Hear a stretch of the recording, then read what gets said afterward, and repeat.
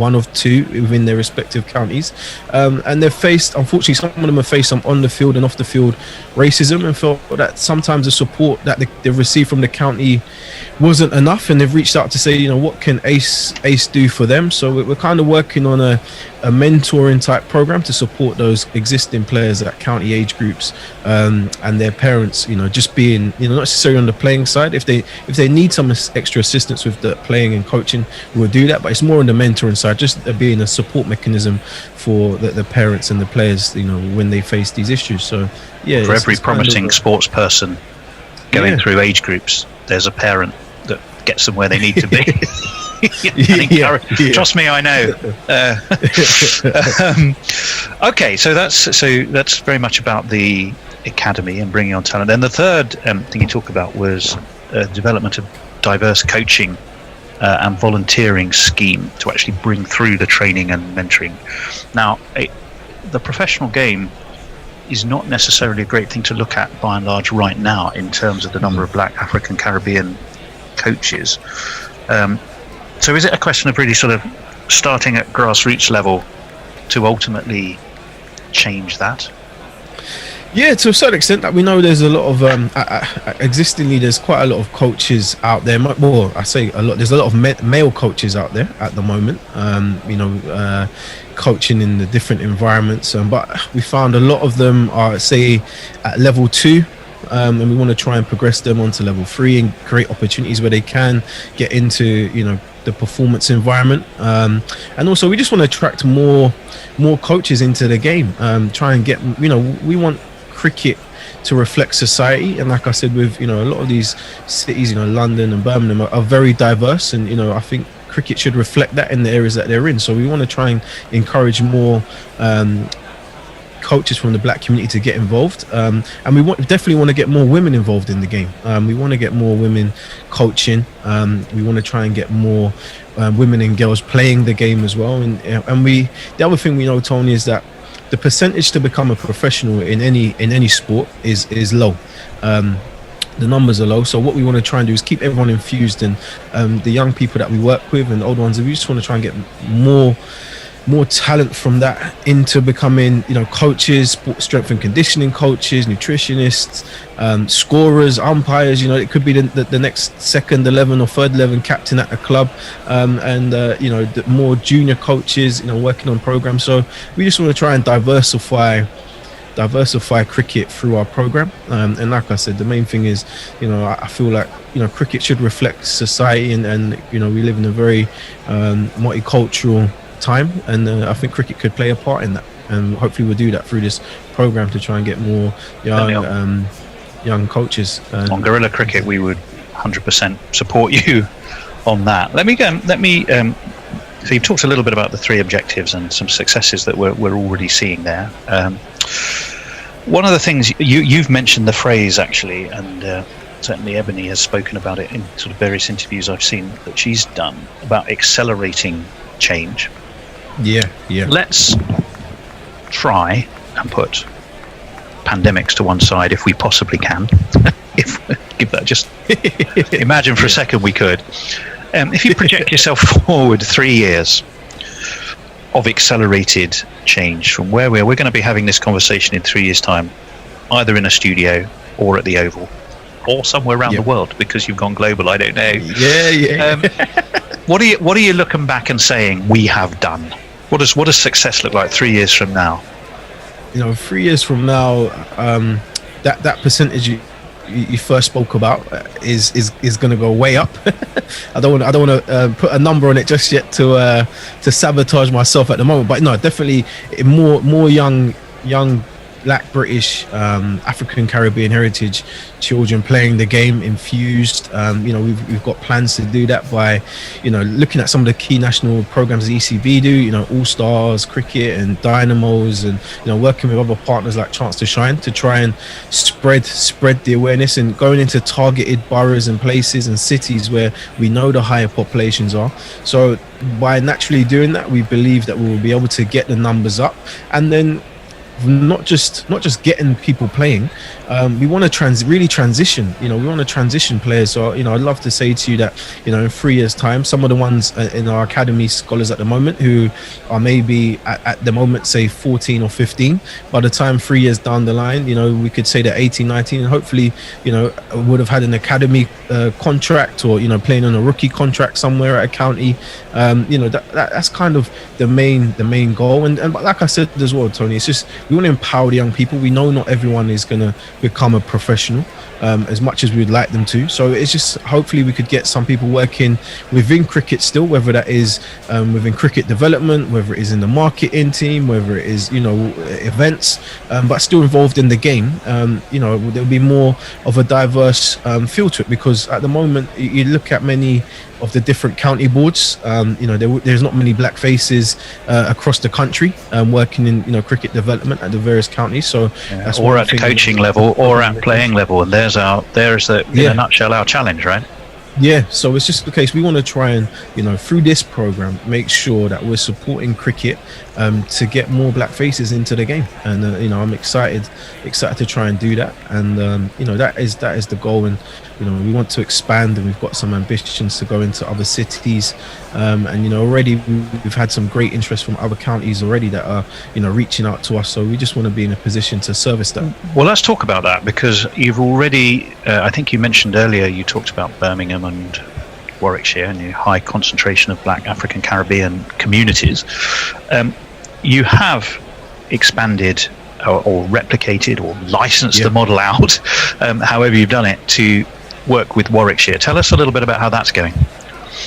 Yeah, that kind of was those initial conversations started happening around September last year, and then they progressed once we launched it properly in October.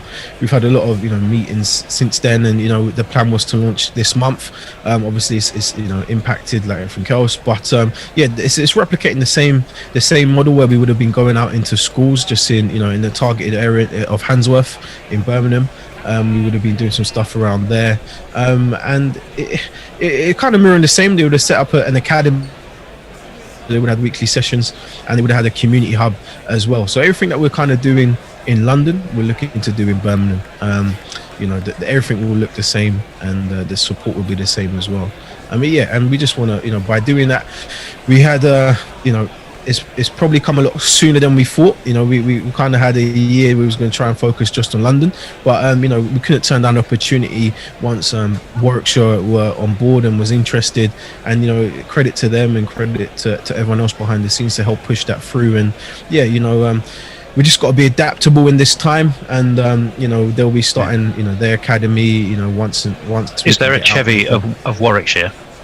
Who's in there is I've got a good friend, a guy called Eaton Gordon. Eaton's been involved at Warwickshire for a number of years. He's the manager in their cricket, their county board.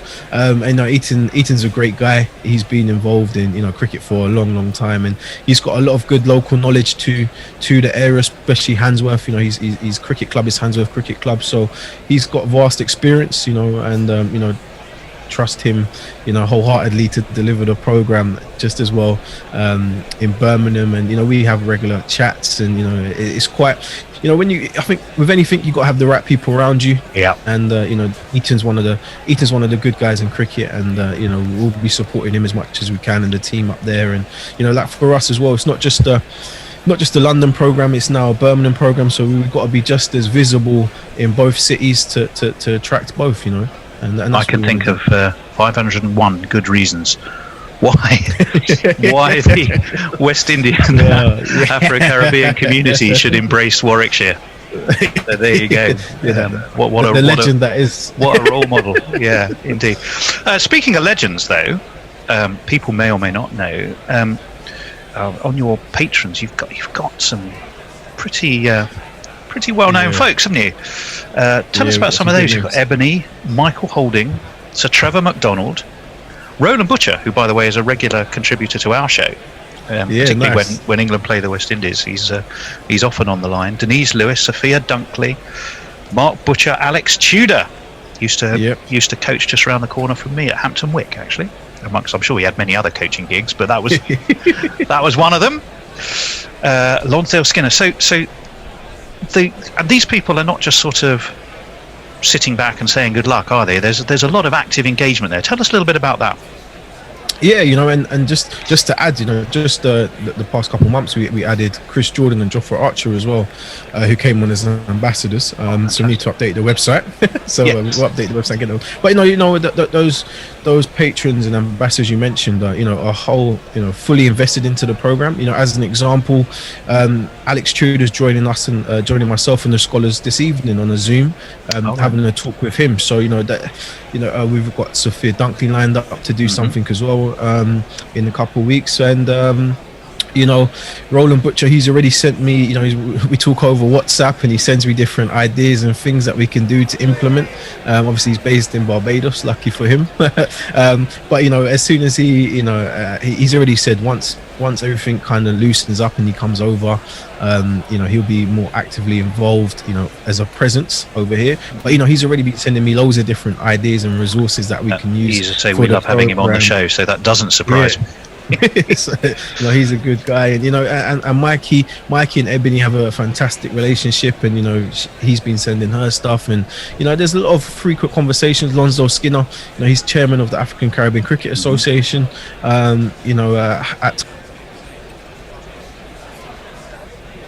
Welcome back, everyone, and I'm delighted that I'm here with Nestlers. Of course, Nestlers always a joy.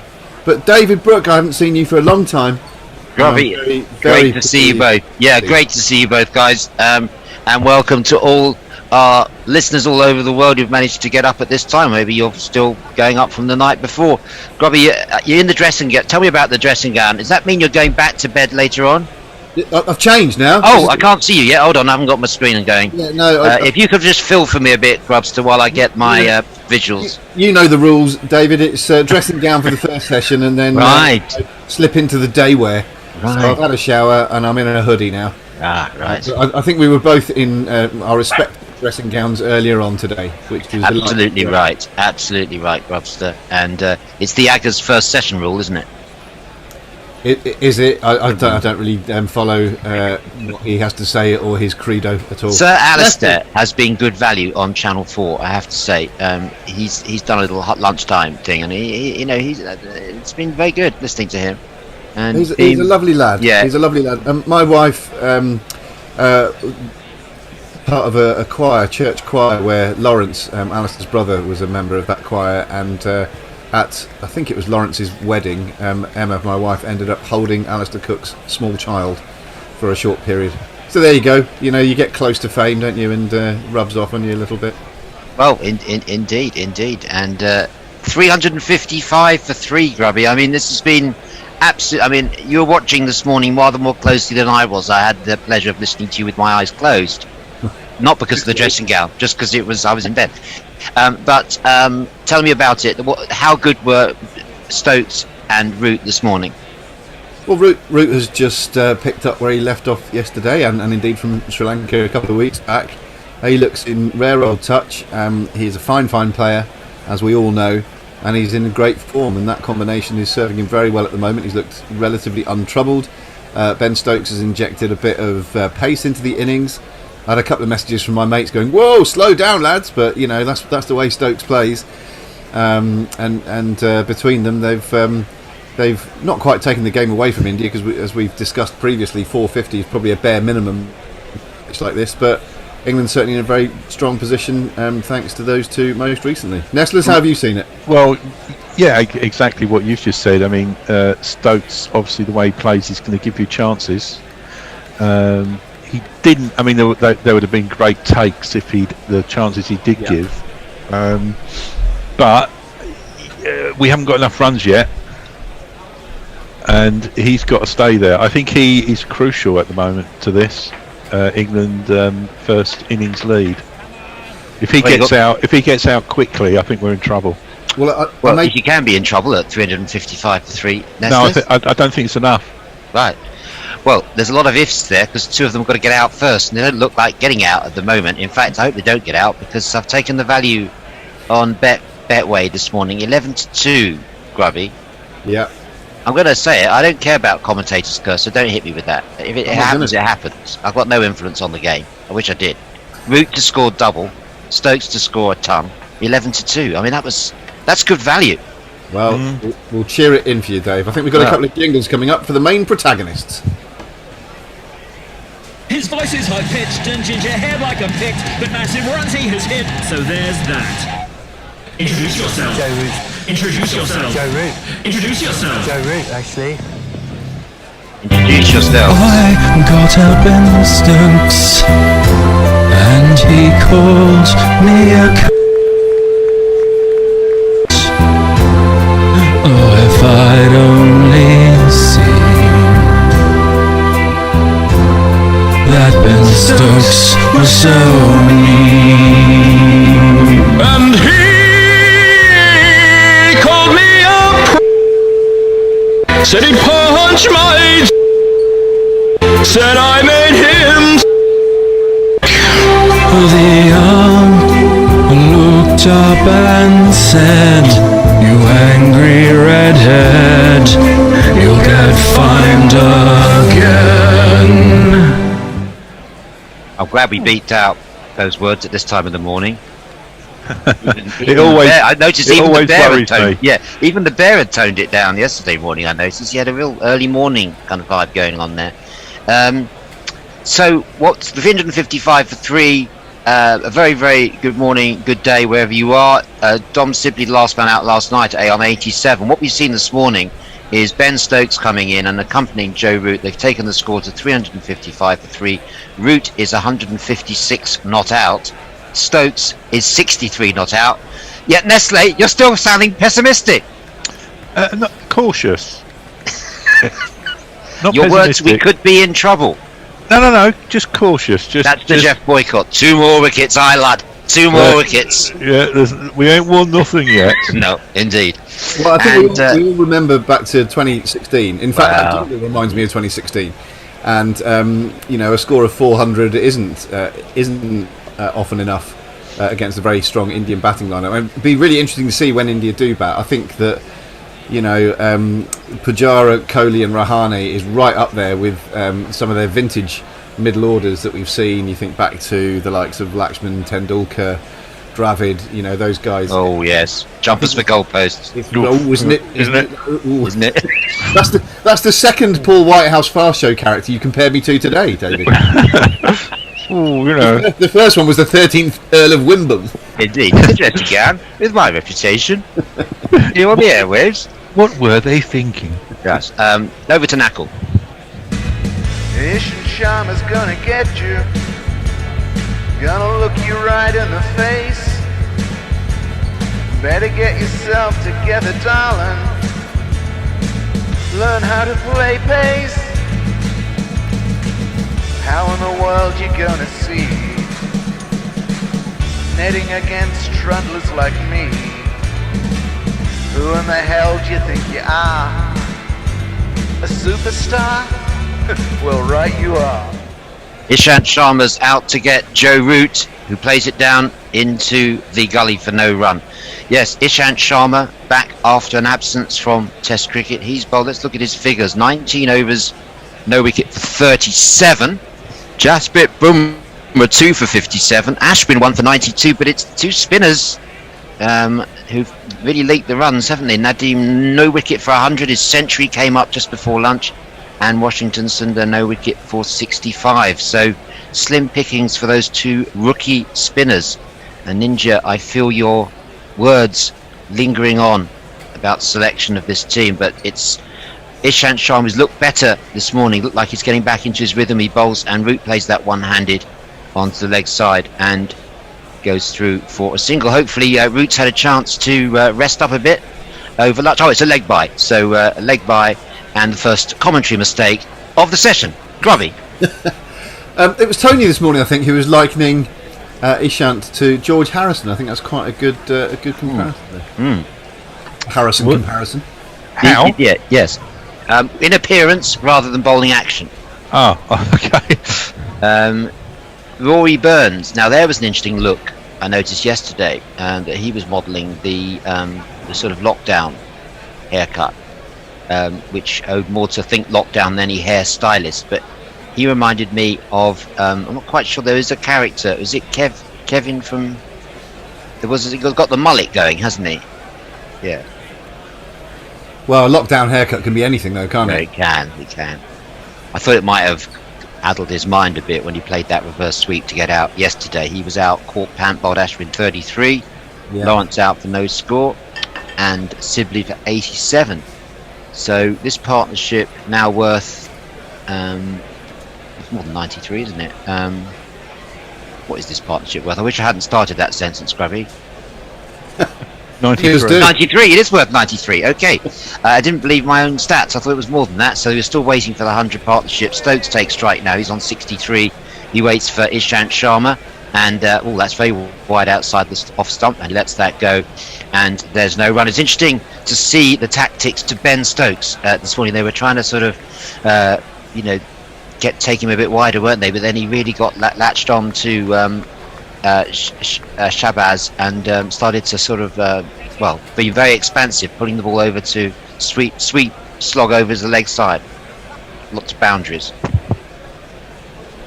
Yeah, it looks like it's exactly that, taking him wider of the crease and offering not to bowl too straight to him.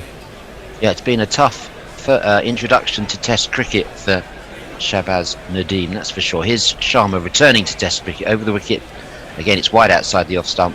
Ben Stokes leaving that. One of the interesting things that Alistair had to say lunchtime on Channel 4 was that Ben Stokes has improved his defence so much since you know what happened in Bristol, and his sort of reflection and rethink and reset. He was far too attacking that night, wasn't he? Leading with the southpaw. Yeah. He's very much concentrating. He's really has improved his defence, and that means when he goes on the attack, he does it with real conviction because he's got that solid defence when he chooses the ball to hit. Here's Sharma bowls, and that's played out onto the leg side by Stokes for a single. He jogs forward to 64. Of course, Knuckle, thank you in the studio. They're ever vigilant, policing the pros. My second mistake of the morning. Did you spot it? Shahbaz Nadeem is playing his second Test match, not his first. And of course, Washington Sundar is playing his second Test match. But still, I put it to you guys that 4 Test matches between 2 of your 5 frontline bowlers, your 2 spinners, is not enough. And a ninja, obviously, has been, with the Kuldeep selection, has been banging on about that. I thought Annie said it was a dead horse that he was flogging, but with justification. Here's Sharma now. He's coming in to bowl Ishant to Root. Root covers up very solid and plays that to the leg side, and there's no run. So Nestle, you're on the old social media, aren't you? That's the end of the over. 357 for 3. Over to you. Mizzy Jess has sent in a picture of George Harrison with Jeff Lynne, Eric Clapton and Elton John. Hey. With on a cricket pitch. Oh, on a pitch. Well, in whites, in whites or the coloured clothing. In the stands. Sorry, having all with drinks in their hands. Right. Leia is with us. Says this competent in the subcontinent look doesn't fit England. They should drop it and never try it again. It's Nadeem who's coming on to resume the action in this post from the Anna Pavilion end. I won't make the joke that Tony made this morning. That was a good one. Well, Anna Forsyth has tweeted in asking about what's going on with Stokes' helmet, and I noticed that earlier. There's something at the back. Is it more protection? Have a look. Right. Is it more? We need to know that. He's even better than fried chicken, Shahbaz Nadeem. A better spinner you've never seen. Shahbaz Nadeem. Nadeem bowls this first ball of this spell, and Stokes pushes it out onto the leg side for no run. Partnership worth 94 off 185. So, well, it's his second Test, but it's been a tough one for Shahbaz, that's for sure. He's bowling in now to Stokes. Stokes plays the reverse sweep, doesn't make contact, unusually for Stokes. and it comes off his pad. There's no appeal. I think that was a good shout from Nadeem early on. Almost got his first wicket of the match, didn't he, with Root on 147 just before lunch. Oh. Here he comes to Stokes now. Stokes waits, plays it with a little flicks it down to one of the deep fielders. There's two men back on the leg side, and they take a single. So Stokes on 65 now, Root 156, and we have a score of 358 for 3 England. How many will they get? Grubby, Nestle. How many do they need? Grubby is just sorting out some connection issues. Oh, I beg your pardon. Yes, I thought, yes. Gonna jump in while he's doing that. I mean, Joe Root said overnight that he actually mentioned 600 and 700 and batting through to T on day 3. So wow. I sort of enjoy the greed, even if it doesn't happen. Yes, I like the way he sets his targets by meal times. Here's Nadeem outside the off-stump, Root onto the back foot, pierces the field. This could be the first boundary of the afternoon session, and it is.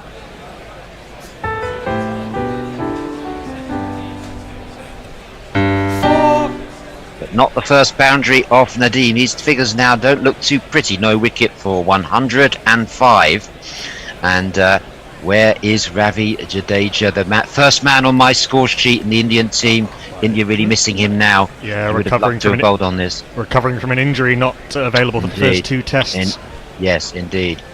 Here's Nadeem round the wicket now to Root, who's solidly forward, and there's no run. Root on 160, Stokes 65. What a partnership this is building. 362 on day 2, session 2. Shame to see an empty stadium, but the cricket is absorbing and the highest quality as Nadeem. Root just flicks that out into the leg side. He'll jog through for 1. And talking of throwbacks to 2016. That's the end of the over. The end of that over, 121 overs, 363 for 3. Nestle, sorry. On YouTube, Keith Sharp from Wales. He says, "Good day, chaps. Time to ramp it up and get close to 500 as soon as possible after lunch. Then have a crack at them in the final session." Well, you're less patient than Joe Root is. Indeed, he wants more. He's hungry, greedy. A batsman. Grubby, have you sorted out your connection issues? You were fidgeting around more than Mark Ramprakash at the crease just then. You tell me. Yeah, that's not great. It's okay. Yeah, you may have to communicate through the medium of mime. Not ideal for radio. Well, I'm going to try and call in, but yeah, we'll see. That's pretty good now. We can hear you loud and clear. No swearing, please, Grub. Well, you could do if you like. Bollocks. Sharma to Root, covers up down and plays that down to the leg side, and there's no run. Grubby, whereabouts are you in the world then, where you're watching this? Tooting, southwest London, my friend, as usual. Right, within striking distance of Sandown Park. Yeah, not too far at all. Yeah, it's frustrating, isn't it? Yes. Well, how one yearns back to those days of Channel 4 where we cut over to the 2:30 at Sandown. Richie Benno with his form racing post to the back of the commentary box. Don't know if our listeners know that David used to be involved in cricket on Channel 4 and other things, whether that's been mentioned at all. Well, it's a bit of a throwback for me. You talk about throwback to 2017. I am getting sort of goosebumps looking at the sort of Channel 4 back on cricket for the first time since 2005, because that was part of my life, about 6 years. Here's Sharma, and Root covers up, plays that down onto the leg side, and there's no run. In fact, all that publicity about the deal, Grubby, it was really bringing back memories, of such a thrill when we won those rights, because nobody was expecting it. Channel 4, BBC had held the rights to English cricket since time immemorial, and the chairman of the BBC had said it was unthinkable that cricket would not be on the BBC, and it was quite a heist at the time, if you remember, back in '99. Yeah, in fact, I professionally, I had something to do, not as much as you did, but I was working on the Volkswagen account at the time, and we did some idents. Oh yes, I remember it well. We may have been in 1 or 2 meetings together. Who knows? I thought I'd seen you in a previous life. Here's Sharma, and he's coming into bowl now over the wicket to Root. Root covers up, plays that defensively for no run. I think it was a bit of a shock for people when Channel 4 came in for Test cricket. Everyone would have thought maybe T20 or one-day internationals, but I was determined that it should be test matches. And and it ended up being fantastic 6 years, culminating in that, the most thrilling Ashes series 2005, peak audience of 8.5 million. It'll be a lot less than that today on Channel 4, but it will build over the course of this series, that's for sure. Channel 4 gets out. It was very frowned upon when it happened, wasn't it? I remember. Yeah, it was. was. I mean, it was, the fears were soon allayed when it started, I think. Oh yes, and Sharma bowls, and Root is solidly behind that, and there's no run. Oh God, yes, and such people as Aggers really tweeted that. Knuckles reminded me that the cricketer described Channel 4 as heralding multiculturalism, and was it unnecessary razzmatazz? Yes, I think that was the word. Aggers said it was virtually, the sort of death of cricket.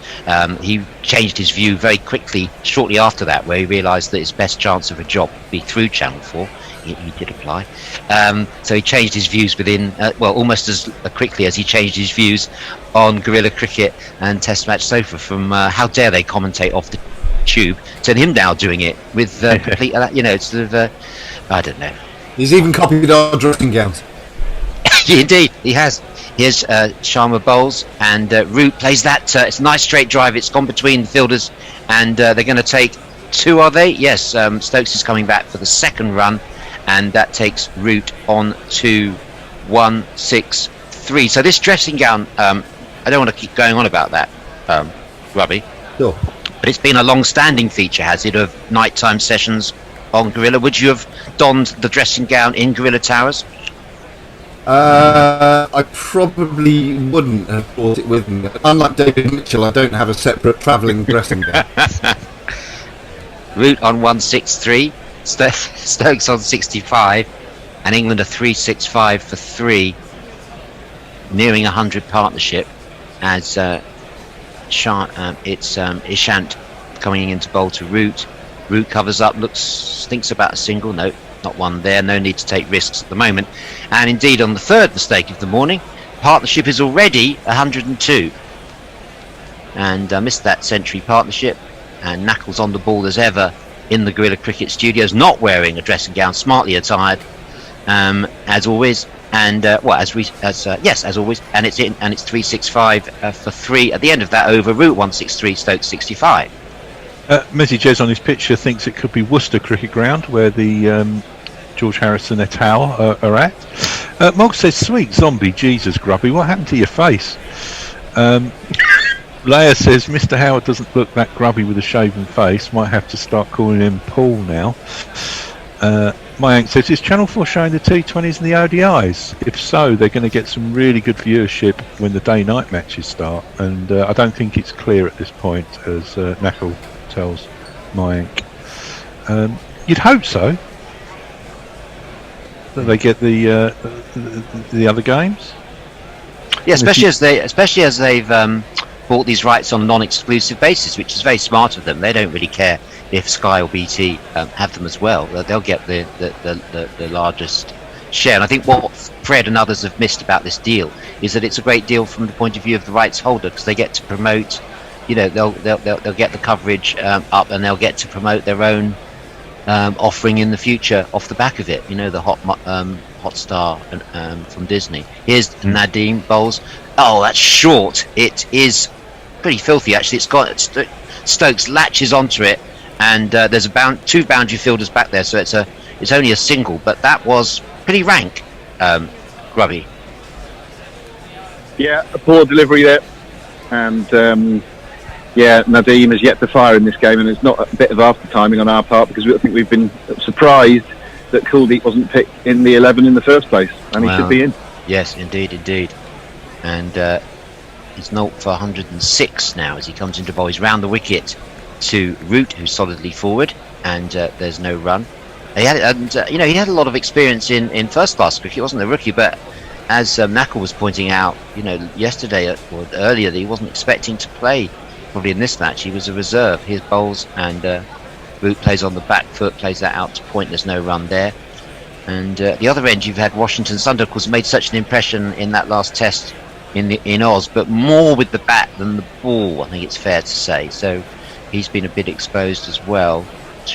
Nadeem bowls, Root solidly forward.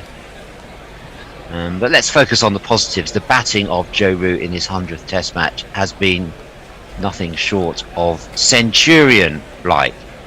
What is that centuries in a row, isn't it? Nadeem. Yeah, that's right. Yeah, and that's short. Root goes and pulls that one. Has he placed it? No, he's placed it to the right of a long on fielder. There's a man back at long on and a deep mid wicket now for Nadeem. So Kohli with his field placing showing what he thinks of this bowling from Nadeem, who's now 0 for 108. He's dropped short twice in this over. The pressure is on, and a grim-faced Ravi Shastri is shown on the balcony, looking down here, reflecting on. It's an enjoyable old school quality to Ravi commenting down a phone line. Indeed.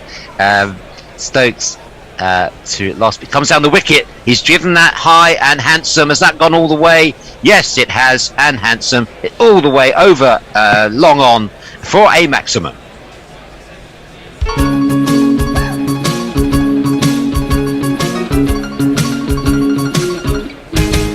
You came out of your hand and into my zone. Now it's up in the stands. It's a 6. It's beautiful and it's mine. What a great shot from Ben Stokes. Can you talk us through in the old-fashioned down the phone way, Grubby, about that shot? Well, from my position here on the roof in Chennai, I can just about make out the tiny speck that is Ben Stokes in the distance. And from what I can tell, he's absolutely walloped that back over the bowler's head. It's gone all the way to 6, David. You sound like David Coleman commentating on Muhammad Ali. Yeah, like, and you do sound like you're there. That is very realistic. I like that. Yeah, we'll have to. I'll be using that authenticity. Yes, I'll be using that motif. I'll be running with that motif. He's won the title back at 33. It's mad, isn't it? The fact that he thinks that 33 is old. Was it 33 or 32? I think it's 32. Oh, 32. Yeah. Here's Ishant. Sorry, Bumrah has come on to bowl now. I beg your pardon. Bowling change over to the studio for the jingle. Now that Monty Bumrah, oh, you're bowling again, aren't you? Oh, I thought as much. Yes, it's so we didn't see much of Sharma in this post-lunch session. He just bowled a couple of overs and he's been replaced by Jasprit Bumrah, and who will replace Nadeem at the other end shortly after that last over of 2 long hops and then a big 6. We're gonna see a double change here. I think that's my money. Bumrah bowls and Root flicks that one down to square leg. It's going to give Stokes the strike, I think. Stokes in this form, and it's noticeable that Root has been pushing the singles and letting Stokes take the lion's share of the strike during this partnership. Stokes 72 out of a partnership of something like 110. 110. Yep. 110. And Graham Thorpe looking pretty contented in the England dressing room as the assistant coach now, and obviously he's got Jonathan Trott to assist him, but he'll be very pleased with this performance, as he would have been with the performance of Dom Sibley yesterday, providing that solidity to the England Test lineup that hasn't been there. It certainly wasn't there during the last tour of India. That's the big difference.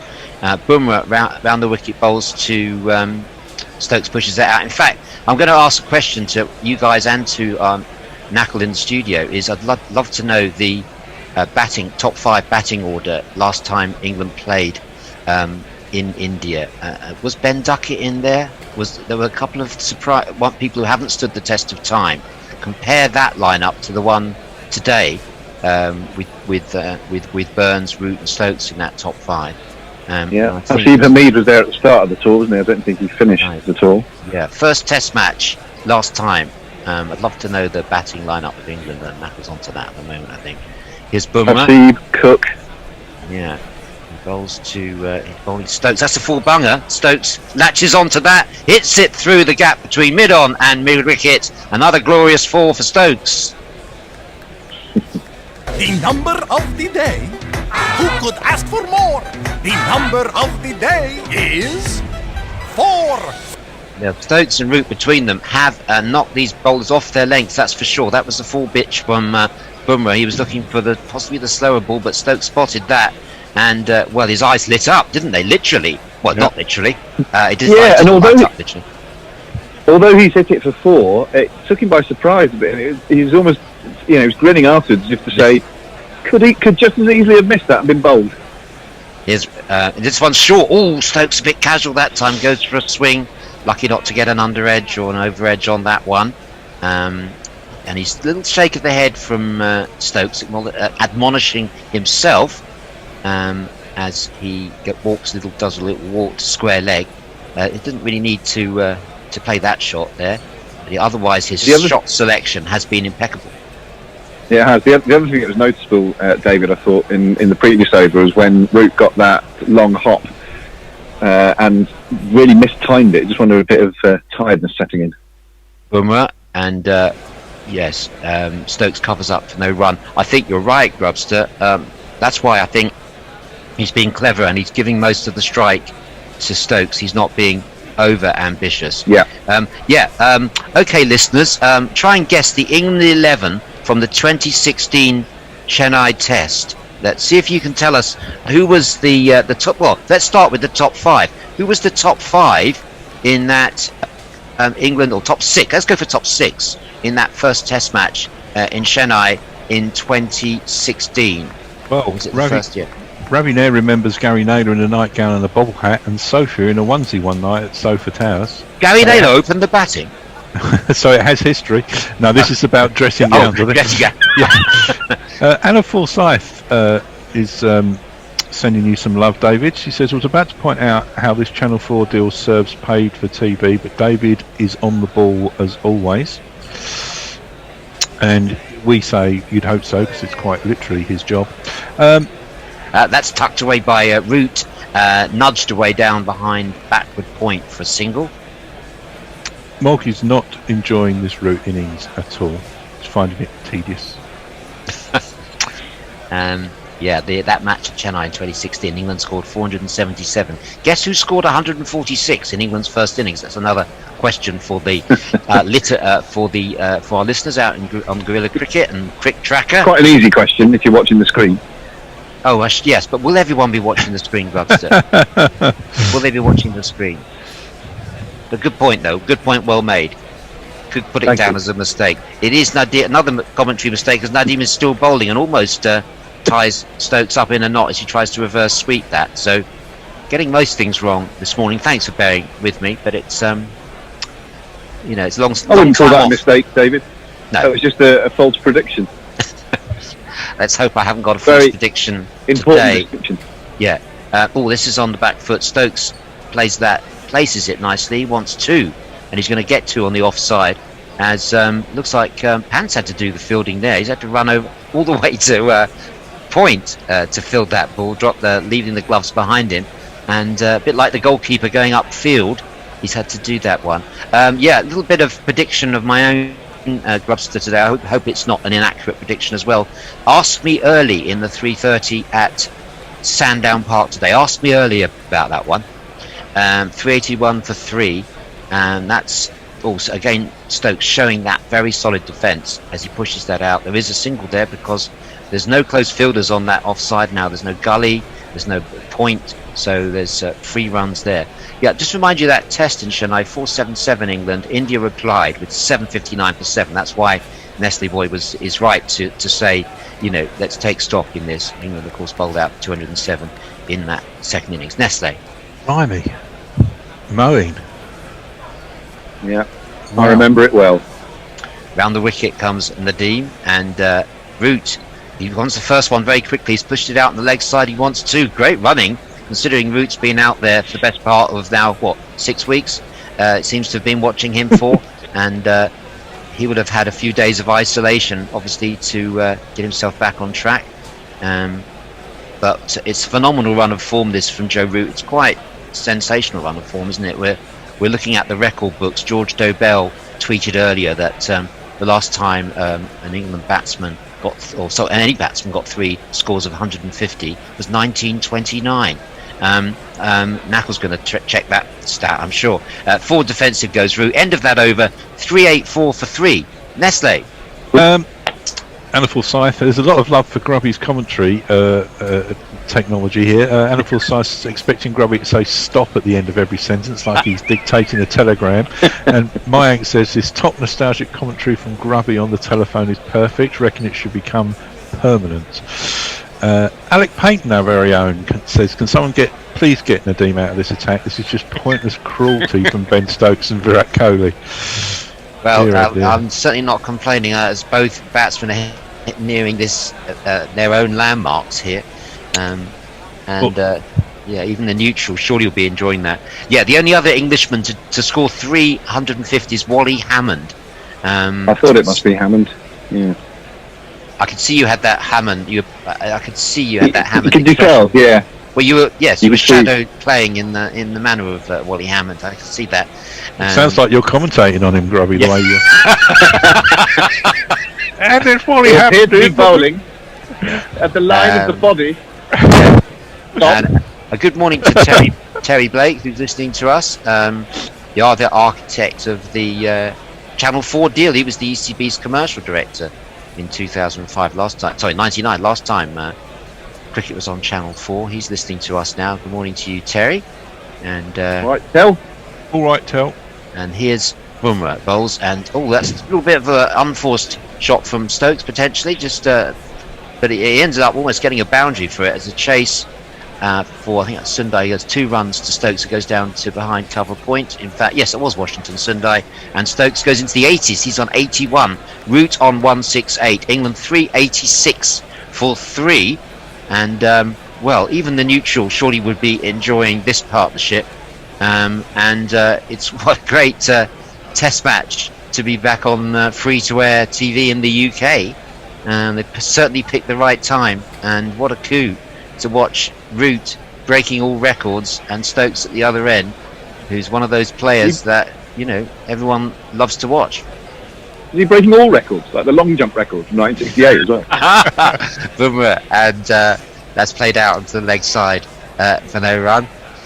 See, Grubster's really warming up now. It's gone through the dressing gown period, and now straight with the one-liners. Rooftop at Chennai. 386. As are the gloves. 386 for 3. The long jump record is from 1991. Have we had any responses yet to this top 6 England in last time we played in Chennai? Nestle, I'm going to ask you that after this ball from top 5. Top 5, yeah, top 5. Here's Bumrah and bowls, and that's played out by Stokes, and there's no run. No, actually, I got it wrong. That was something else. Alec Payton has dropped in Cook, Jennings, Root, Moeen, Stokes. So we have had some responses. Well, 1. Oh, okay. Well, come on. Everything starts. Every journey starts with a small step, Nestle. If you are listening to us out there in Guerrilla, tell us who was in the top 5 for England last time they played in Chennai against India. I would put it to you, this is a better lineup than that one. Here's Bumrah to Stokes, who chops down nicely on that, and that's going to go down to a third man for a single. So Stokes on to 82. Root scored 168 off 298 balls. Alec got 4 of them right there. Stokes wasn't in the top 5. The little trick question there. Stokes wasn't in the top 5 last time England played in Chennai. So we're still looking for the identities of all 5. Who was going to be the first to get the 5 who played? And then we're going to compare them man for man, batter for batter, with this team, Grubster. I'd like you to oversee that piece of analysis. You're making promises that you yourself can't fulfil because you're not going to be here. Down the leg side, and there's no run. Oh, we're off after this, are we? Well, you are. Oh, I am. I'm staying. Oh, well, could you? That's why I threw it to you as a hospital pass. Yeah, I'll drop it. No. Root's on 168, not out, and it's been a great start to this afternoon session. No wickets down, 387 for for 3, and it's not like there will be a breakthrough yet, but let's see if Bumrah can find with Magic Yorker. He bowls that short, and Root watches that fly past. It has to be taken quite high by Pant down the leg side, and there is no run. So that's the end of the over and the end of my stint. I'm going to pass over to the Grubster with England at 387 for 3. See you in a bit. Thank you very much, David. Thank you, Nestlers. See you shortly. And yes, this is guerrilla commentary from the 1950s. We welcome Knuckle to the Summeriser chair. Hello, Knuckle. And I think we're going to have Tony coming in for your socials. I can't quite see who's in the lead. It's either Oxford or Cambridge. A large American postgraduate has sunk a hole in the boat. And there is the wife of the Oxford president kissing the cocks of the Cambridge crew. You beat me to it. Yeah, tremendous stuff. 387 for 3, England in Chennai. Poor old Nadeem is going to continue wheeling away. He has 0 for 120 from his 29 overs. Were you a bit surprised that India started the session with him? I understand, Nadeem is a very experienced first-class bowler, and I thought it was good to get him into the attack early yesterday, but I was surprised that they didn't start with, 2 of Ishant, Bumrah and Ashwin. Yeah, I'm quite surprised. But we'll see how he gets on. He's struggling a bit at the moment, instead. Taking the ball to Stokes, who has 82. He's coming round the wicket. It's a big sweep here. It's a bit top edgy. Is it going to be out? It's caught. It's caught by Pujara at deep backward square. And so they were right to keep him on. Stokes has perished on 82. And a much needed wicket for India, England, 387 for 4. Bit of a juggle, but Cheteshwar Pujara took it nicely enough in the end. Fine knock from Ben Stokes, not without its chances, but scored at a hell of a pace and punished any hint of loose bowling. 82 off 118 balls, 10 fours and 3 6, ends a partnership of 124 at 3.4 runs and over. How's that? You messed about, I caught you out. How's that? Classic case of body under it from Cheteshwar Pujara, like taking a high ball in rugby. Well, I'm afraid he's fallen into the trap there, Ben Stokes. Nadeem was coming round the wicket to him, pitching it just outside his leg stump, and he placed at least one man on the boundary on the leg side. And I think he's just fallen for it, Stokes. He was batting so beautifully. But yeah, I suppose he's lived by it and he's died by it ultimately. Well, he's backing himself to clear the man, isn't he? And that's right. But not for the first time. He's rather got under it or top edged it or a combination of both. And yeah, I suppose you can't say it's a rash shot because he scored a lot of runs playing it. But he will feel that he's missed out on an opportunity to get those 3 figures. And poor old David does not win his bet. Not that one, at least. Anything interesting on socials there, Tone? I was halfway through sending a tweet of my own. I'm so sorry. Tony, just to let you know, I'm back with you now, though. Just to let you know, we were asking people to guess England's top 5 from the last time England played in Chennai in 2016. Oh, okay. Well, Mayank, with 3 minutes ago, said England top 5 in Chennai was Cook, Jennings, Root, Ali, Bairstow, with Ali getting a century in the first innings. That sounds right to me. Well, he's had time to look it up. Fair bit of homework. He's had time to look it up and is indeed correct. The fabulous James Humberston has said he's driving to the Big Bash final with my daughter Zoe and listening to Guerrilla Cricket all the way. James, who kindly gave me his SCG pass so I could go and watch some cricket when I was down in Oz. So I hope you have a fantastic time at the final, James. Alec Payton, I'm wondering if Bairstow got shunted up the order to 5. Yes, indeed. Johnny Bairstow was England's wicketkeeper for that tour and played at number 5.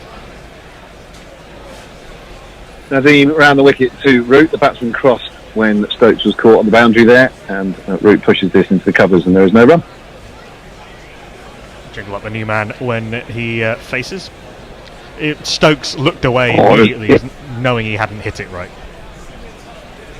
Root tucks this behind square on the leg side, and they come through for a quick single, bringing the new man onto strike, who is this fella. Yes, indeed, very exciting. Back fit again after having a shoulder injury.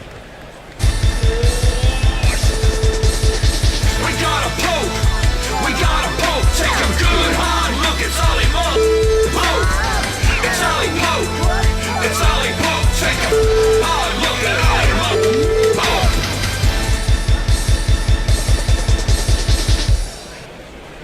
Pope's first ball is a full one, and he drives it back to Nadim, and there is no run. Pujara, by the way, is a lucky boy, because that catch that he took ultimately went through his hands, hit him high on the right side, rebounded upwards, fortunately for him, and he was able to clutch it. But he effectively dropped it and then caught it again. And Pope is going to get off the mark here with a slightly aerial-looking back cut. Is it going to go all the way to the boundary? It is, you know. He's off the mark with a 4.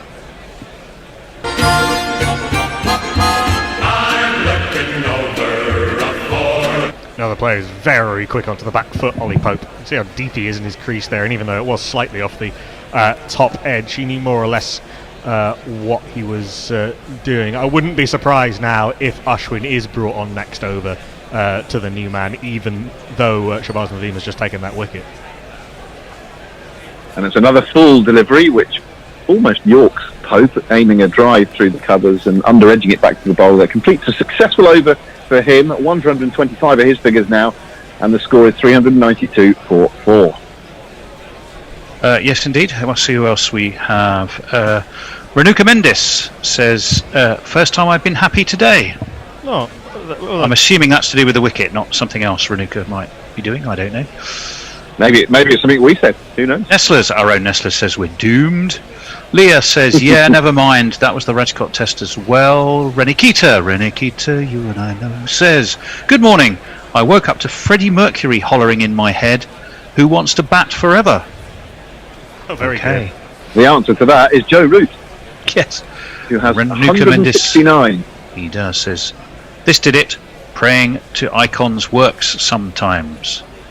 And Jersey Oak, for no reason unless someone else can tell me, says, remember the boob tube? That is a very old Guerrilla Cricket reference. Bumrah. Okay. Bowls a short one to Root, which Root has nothing to do with, just sways out of the way and allows that to pass through to Rishabh Pant behind the sticks. Salopian COYS, by the way, got that top order as well. Salopian, that's someone who went to Shrewsbury School, isn't it? Yes, I believe so. Yeah. The old Salopians. So the rest of the order, I think, is perhaps more interesting. Unlike the old Philoppians. Bumrah bowls a ball on the leg stump of Joe Root, and he turns this backward of square and comes through for his 170th run.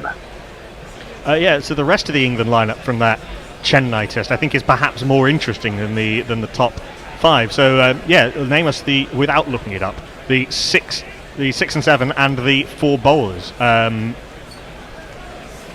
All I will say in clickbaity fashion is the answer may surprise you. That reminds me of a joke, which is Ivan Brackenbury, the hospital radio man. 10 facts about diarrhea. Number 2 will surprise you. Pope gets a full ball and it's bit down the arse. Actually, he attempts to swipe it down to the long leg boundary, gets nothing on it, and pants down, taking the ball rather uncleanly down the leg side. Poor cricket all round. Well, I mean, Punt got there. It's He did. It's a pretty decent it was a good take, in the actually. end. Yeah, it was a bad delivery, and Pope's attempted shot resulted in nothing. But the third part, the punt take, was well executed. Here comes Bumrah, straight armed as usual into the crease and bowling a ball of good line and length just outside the off stump, which Pope angles down to backward point as a shy at the stumps, and there's nothing doing. 393 for 4 is the score. We are into the 128th over of this England first innings, and they'll be eyeing 500 and beyond, with memories of Chennai 4 years ago scoring 470 odd and then losing the game fairly comfortably. Pope, eyes focused on the incoming Bumrah, who bowls now and beats him on the outside edge. Squares Pope up. Really good delivery, did a bit off the pitch, that one, and his back leg came round to join his front leg to demonstrate quite how comprehensively he was beaten. There was a bit of an appeal for caught behind, but they're not going to review this because they know it did not take the edge. Boomer and Ishant are both bowled, I think, really well in this innings. Ishant, I think, yesterday in particular, his sort of first and second spells, I think, were were very good indeed. And Bumrah's got the ball booming both ways now off the pitch and in the air, and has caused trouble every time he's been on. Yeah, he has.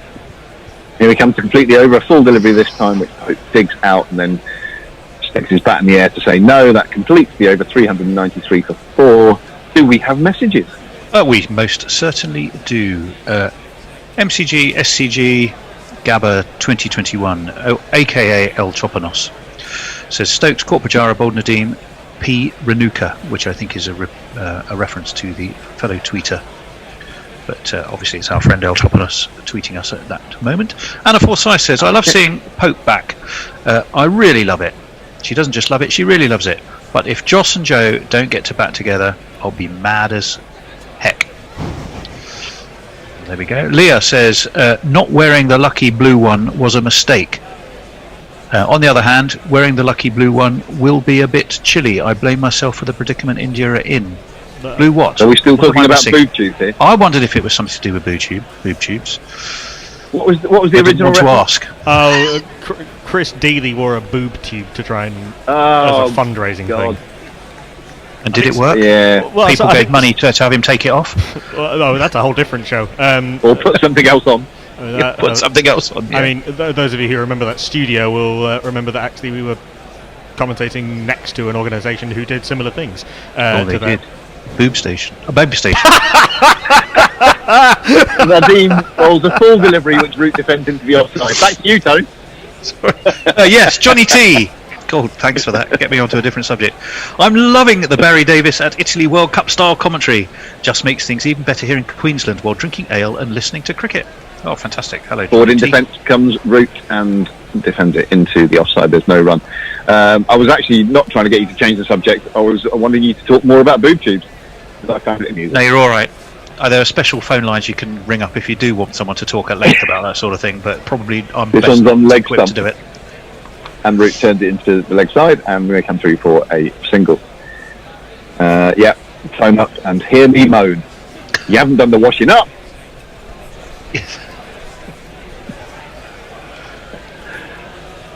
We've seen another replay of Ben Stokes getting out there, which we cut that short, so we didn't see Pajara juggling the catch, which he eventually took, and forward comes Pope in defence. And we are going to see the juggling Pajara. There's a play I'd go and see. He did Here comes well enough. Nadim round the wicket, and forward in defence comes Pope once more, back up the flat because there's no run. It was sort of a good drop, if that makes any sense, because he got his body right behind it, and he had a second line of defence. Yeah, he's very jammy to get that one bouncing. For sure. So beautifully. Oh, this beats the attempted sweep from Pope. Good delivery, that good length, and it just turned away as well. Probably not the ball to be sweeping, but Pope was attempting that shot, and it beat him. As I say, it's the end of the over. Yep, plenty more messages rolling in. Leah says, would be pretty impressive if Root had the eyesight of Christopher Lambert and still bat this well. Angelic Scootus says, did that test feature Damn It Samet as part of a 3-man spin brigade? No. I don't think it did. He wasn't on that tour, I don't think. No, Summit No, I Patel's don't think last so. tour was the year before to the UAE. Liam Dawson, that's right. Mayank says, I remember last time in Chennai, Liam Dawson played. Correct. Because it was discussed yesterday on air. Whatever happened to him? Oh, he's still churning out wickets for Hampshire, isn't he? Yeah. Is he on this tour? He is not on this tour. I mean, he played since. He played against South Africa in the summer of 2017 at home. And he would have been in the World Cup squad had he not got injured. Des says, is that Grubby or Tony Lewis on a windy balcony? I like it. Not sure Tony Lewis ever appeared in a dressing gown. Thank you, Mr. Chumley Warner. Yes. Here comes Ishant to start a new over. Women know Root your gets place. another ball off the leg stump and tucks it round the corner once more. He's got a lot of runs there in recent times, and he gets another one here to take him to 172 and the score to 395 before. Pope new at the crease, still looking a little bit fidgety and skittish as that attempted sweep proved at the end of the last over. Yeah, Ishant is you were mentioning how good he's been in the previous session there, Michael. He's an absolute warrior, isn't he? Hasn't played a test match for something like a year, And difficult to believe that this is Bumrah's first home Test match. Is that correct? It is. It yes. is. He's almost sort of not been needed in some sense. India have been able to. Well, because India have depth in fast bowling, as we know, and have tended to go in with two, maybe three, two fast bowlers, and Shami and Ishant and Umesh have been preferred at home, given how important Bumrah is in all formats. But it is a delight to see him bowling in these conditions, and I can't wait to see how Archer bowls later. Yeah, that's all to come, folks. Ishant bowls another ball on the hip of Ollie Pope, and he turns this one to square leg, and there's no run for him there. A Salopian CYS, you've upset. Shrewsbury School? Absolutely fucking not. Salopian is simply someone from Shropshire or Shrewsbury. Remember the football ground, Grubby, at Shrewsbury? It used to be Gay Meadows. Gay Meadow. They used to have the little man in his coracle. He used to have to row out onto the River Severn and retrieve the ball if it went out the ground. Nice use of the word coracle. That might be a first for guerrilla cricket. The word coracle on air. Well, it was a coracle. Historically, it was a coracle. Facing up to Ishant, and the full swinging delivery, which Pope does pretty well to dig out, and indeed looks to score a run, but doesn't as he whips it to mid-wicket, where it is fielded. Good ball, well played. A historical coracle, Tom.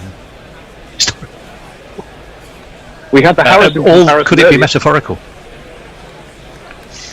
Or indeed conical, which would not be a good shape for a coracle. Coracle. Metaphorical and Remarking historical.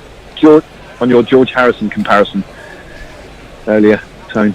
Well, I saw the picture that Messrs had tweeted, which looked like it was taken at Worcester, with Elton John in what looked like a Watford piece of leisure wear, bless him. Jeff Lynne, and obviously George Harrison, the four of them. A second slip and a gully in place as Ishant comes in and once more bowls ball outside the off stump, which Popes allows to pass through. Didn't get up very high, that ball, as well, just perhaps demonstrating this pitch is going to exhibit some variable bounce as the game wears on, and that will be of some encouragement to the England bowlers who will be watching this assiduously. Eric Clapton, of course, he was in that photo, is a well-known fan of cricket. I think Elton John is a cricket fan, absolutely. Of course, speaking of sporting rock stars, when in May 2018, when we were commentating on Ireland's first test in Malahide, we got this close to an interview with Mick Jagger's driver. Yeah, we did. We did. Tiny, isn't he, Mick Jagger? He looked really, really small. Don't know, his driver was in the way. And not just because he was a long way away. Pope faces another full delivery from Ishant, and once more he turns this into the mid-wicket region, where it's fielded by the captain, fantastic Virat Kohli. It's an interesting field that England have set. So they've got, I think there's only a slip and a gully, but there's almost a leg gully and a catching mid-wicket, and even the mid-on is almost in a catching position. Yeah, I mean, it's one of Pope's big scoring areas through that mid-wicket area, and I think sometimes he does play aerially through that region, so I think they're wise to that. India, it's probably a pretty good field for him, I would say, and they're bowling that sort of full middle and leg line to him. So a mini plan, perhaps, to get him early in his innings. So something that they did in Australia a lot is that they, rather than avoiding batters' strengths, Smith and Labuschagne in particular, they bowled to them, sort of, but set fields for accordingly, and it really did work. An interesting strategy, isn't it? Another ball on his leg stump, which Pope turns again just to the right hand of Virat this time, but there's still no run as the man behind runs round to do the fielding. So the score remains 395 for 4 at the end of that over. Good people on Cricket Tracker India, I want to say hello to Basavaraj Shimoga, Shasikumar Kanath, Rabu Hussain, MK Danush, Malik Shabaraza, Direk Sakish Ujdialial, I'm sorry, I probably didn't say that very well, Ajit Vieda, Khan, Harshik Garg, Kunu Kadam, Taran Sharma, and Amir Shams, amongst others. Hello and welcome. Hello. Angelic Scooter said, "Are my ears?" But I'm not quite sure which one of us elicited that exclamation from Angelic Scooter, so perhaps he'll tell us.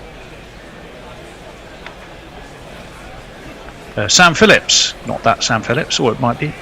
said, don't you mean he's gone back to 10 Test centuries with his 10th 150 score? Yes, if cricket were consistent in its inconsistencies, that is how it would be recorded. We were discussing this earlier. Mm-hmm. Root is back in his crease, facing up to a new over from Nadeem, and he steers this one through the covers to a man stationed towards the boundary there, and they come through for a very comfortable single, 396 for 4, Root to 173.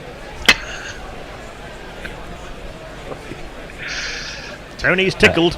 Angelic Scooters said it was something in that discussion about boob tubes that inspired the reaction and scarred me so much that I've instantly forgotten what it was. Yeah, fair enough. This was back in our very first series, England-India in 2014, and we were trying to raise some money, and somebody paid for Chris Dealey to commentate an entire session in the boob tube. What were people another slightly aerial back cut from Pope. He finds the man at backward point, and there's no run. It's funny, I'm sure it seemed like a very logical idea at the time, but it wouldn't be the first idea on my brainstorm list. Forward in defence comes Pope, playing it back up the track. He remains on 4, having faced 17 deliveries now, and not looked entirely comfortable at the crease, chaps. It's early days, isn't it? Stokes didn't look entirely comfortable for his first 30 balls. I think only Root has really settled massively quickly. Beautifully flighted delivery from Nadeem, and Pope aiming a drive through the covers, gets an inside edge to deep backward square, and comes through for a rather fortunate single. You know, Root has sort of made it's another no ball by Shabazz Nadeem, who's bowled a few of those in this Test match. And what are no balls by spinners? Unforgivable. Yes, round the back and shoot him. 398 for 4, and a sweep here from Root, played in very controlled fashion to Ishant on the deep square leg boundary, and they come through for another, taking the score to 399 for 4. Root to 174. Pope has 5. I was doing various podcast appearances before the series, and I was talking about how India would stop Joe Root sweeping. Fair to say, other than Ashwin, they sort of haven't. Pope using his feet this time and defending it when he gets there. Back up the track, there's no run. Nadeem and Washington haven't been able to stop Joe Root sweeping and scoring heavily with it again. Beautifully flighted once more from Nadeem. He's really found a good rhythm now in this last couple of overs, but it's defended stoutly by Pope, and that is the end of the over. 399 for 4. Yes, indeed.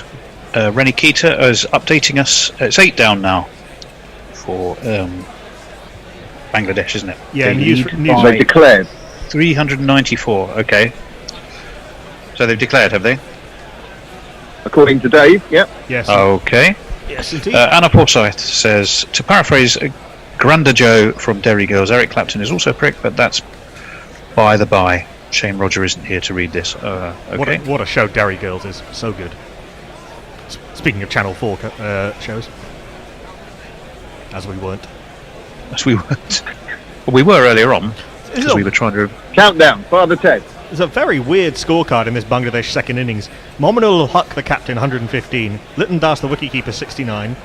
Only one other score in double figures, which was Mushfiqur Rahim.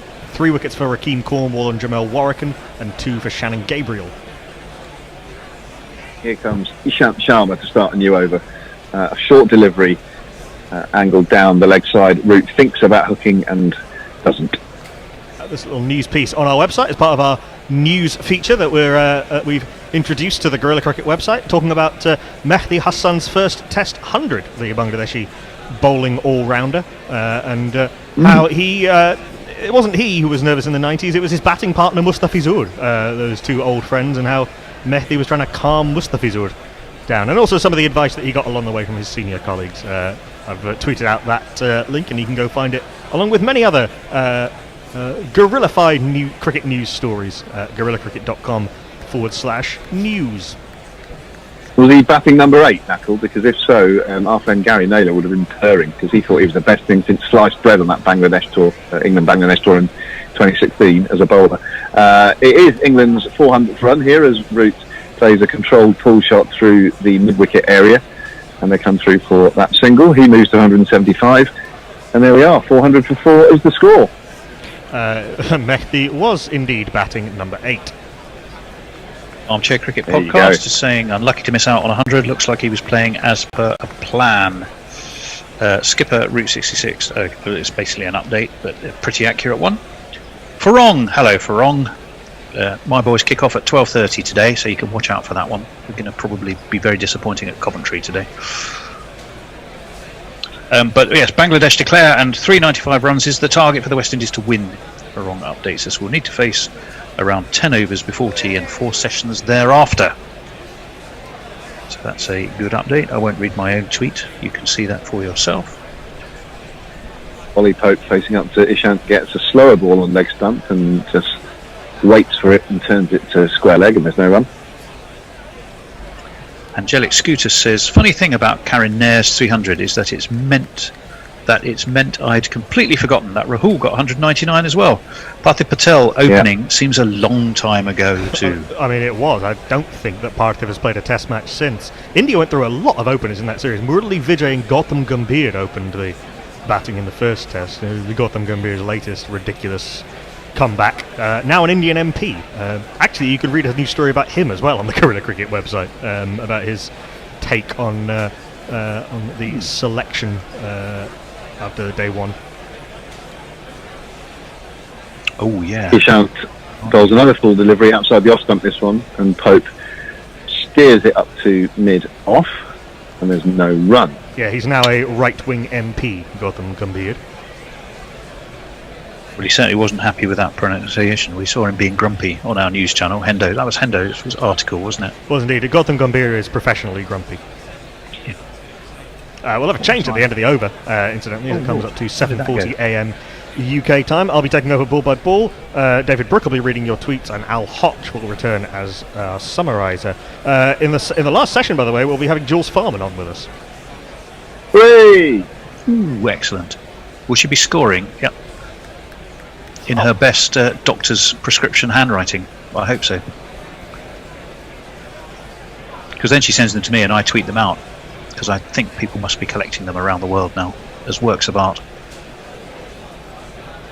Ishant, another full delivery on Midland leg. This one, Pope turns through mid-wicket, and they thought about a quick single, but declined ultimately. One ball left in this over, after which you will get the change which Knackle so adeptly advertised previously, and I shall be running off to charge my phone. 400 for 4, England sitting fairly pretty at the moment, but they won't be resting on any laurels, you wouldn't have thought. That 470 odd in Chennai 4 years ago, still fresh in the mind. As in here responded with over 700. Pregnant fifth former Karen Nair would be triple, and KL Rahul with that 199 that we were talking about. And I'm not sure that Karen Nair has played too many test matches since then either. No, that was odd, wasn't it? Very odd. A good delivery from Ishant outside the off stump. It's defended into the offside by Pope. That is the end of the over. It remains 400 for 4, and I will love you and leave you and see you later on. Okay, I will. Whoever is taking over for me on social, Khan, 3 minutes ago, is your next thing to read. Take care. Thank you very much, Tony. Drinks on the in the second session of day 2, as England won the toss and elected to bat, as they did, I think, 4 times out of 5 in 2016. And they've made a good fist of it so far. 400 for 4 they are after 132 overs for India. Joe Root continuing his magnificent form in 2021. 175 not out, ably supported by the obdurate Dominic Sibley and the dashing Ben Stokes, who both made 80s, 87 and 82 respectively. Rory Burns made 33, the sole failure thus far. Dan Lawrence, who was dismissed for a 5th ball duck by a very good Yorker from Jasprit Bumrah. Ollie Pope has joined Joe Root after the fall of Stokes' wicket. 5 not out. Rory Burns was caught by Rishabh Pant off the bowling of R. Ashwin, trying and failing to reverse sweep. Dominic Sibley was trapped by a big in-swinger from Jasprit Bumrah, as was Dan Lawrence, and Ben Stokes tried to take on Chiteshwar Pujara on the deep square leg boundary, but managed to hit it straight to him because he didn't quite time the sweep well enough, giving Shahbaz Nadeem a first wicket of the Test match. Ishant Sharma and Washington Sundar yet to take a wicket. Washington has been disappointing, hasn't hit the heights of that he did in Australia. Ishant Sharma, as we've talked about, has been economical and threatening, but unlucky. I'm Nakul Pandey, taking you through the next half an hour, and I'm joined by David Brooke and rejoined by Al Hodge. Good day, Nakul. Good day, Al. Good day, David. How you doing? I'm good. I'm just searching a bit for the latest tweets, so bear with me for a couple of for an over or two while I find them. Well, do you guys want to switch? David do some summaries and Al read some social media? I can do that if you want me to. Yeah, let's do that. If you just give me a moment. Yeah, let's do that. David, I mean, so far the Joe Root Be Greedy plan is working. Well, indeed, and be as greedy as possible. 25 runs away from a double ton. I mean, 2 tons. Would that be 2 tons? 2 double tons in 3 matches, and 3. We were looking before 3 successive scores of over 150. Hasn't been done in England colours since Wally Hammond, and don't think too many people will replicate that. It's astonishing batting performance from Root. Be greedy, take the runs. Yeah, and it looks like he's not finished yet, and. It's obviously the Indian bowlers now looking to target Pope, who's just, as you say, just settling in. Yeah, it is sometimes the case. It is sometimes the case in the series that you have to find a way round a batter rather than through them. Yeah, they'll try and get him off strike, try and get Root off strike. But it's been tough day for the spinners. There was a midday 1 acceleration from Root that I'm wondering, now that Stokes is out and that essentially Root became the silent partner, I'm wondering whether it is that he'll continue on in that sort of similar accumulative vein, or whether Root will try to be a bit more expansive with a newer batsman at the crease. Yeah, I think he'll continue to accumulate until he gets his double.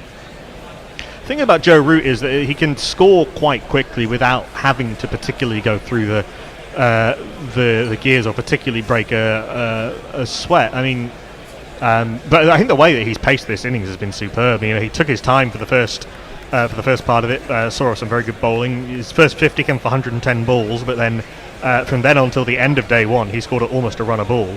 He was the more attacking and free scoring player with Dominic Sibley. He's got 128 of 197 in that partnership.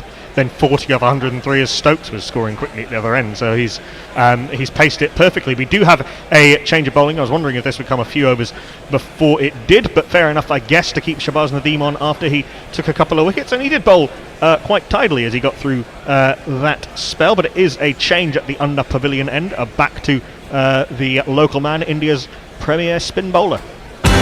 Faced up against the spin. Try to cover drive, and there they go again.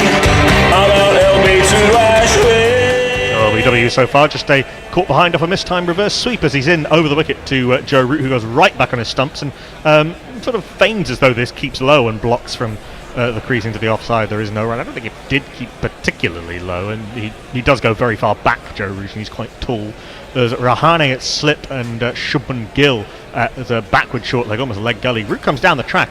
He's done more in this innings than I think he did on the entire Sri Lanka tour, and pushes to shortish mid-wicket, and there is no run. I mean, David, this pitch has a little bit more bounce in it than that Sri Lanka pitch, even though it isn't turning as appreciably as Ashwin. Gets a little hint of turn, but Root defends into the offside. There is no run. So again, that sort of adaptation of Root to the conditions, magnificent. It is indeed. It is been a magnificent innings and magnificent studio work there, Nakul. Admiring the way you're combining ball by ball with jingling. This is back of a length, a little bit flatter, and Ashwin defends forces Root to defend back to the bowler. There is no run as he wheels in again.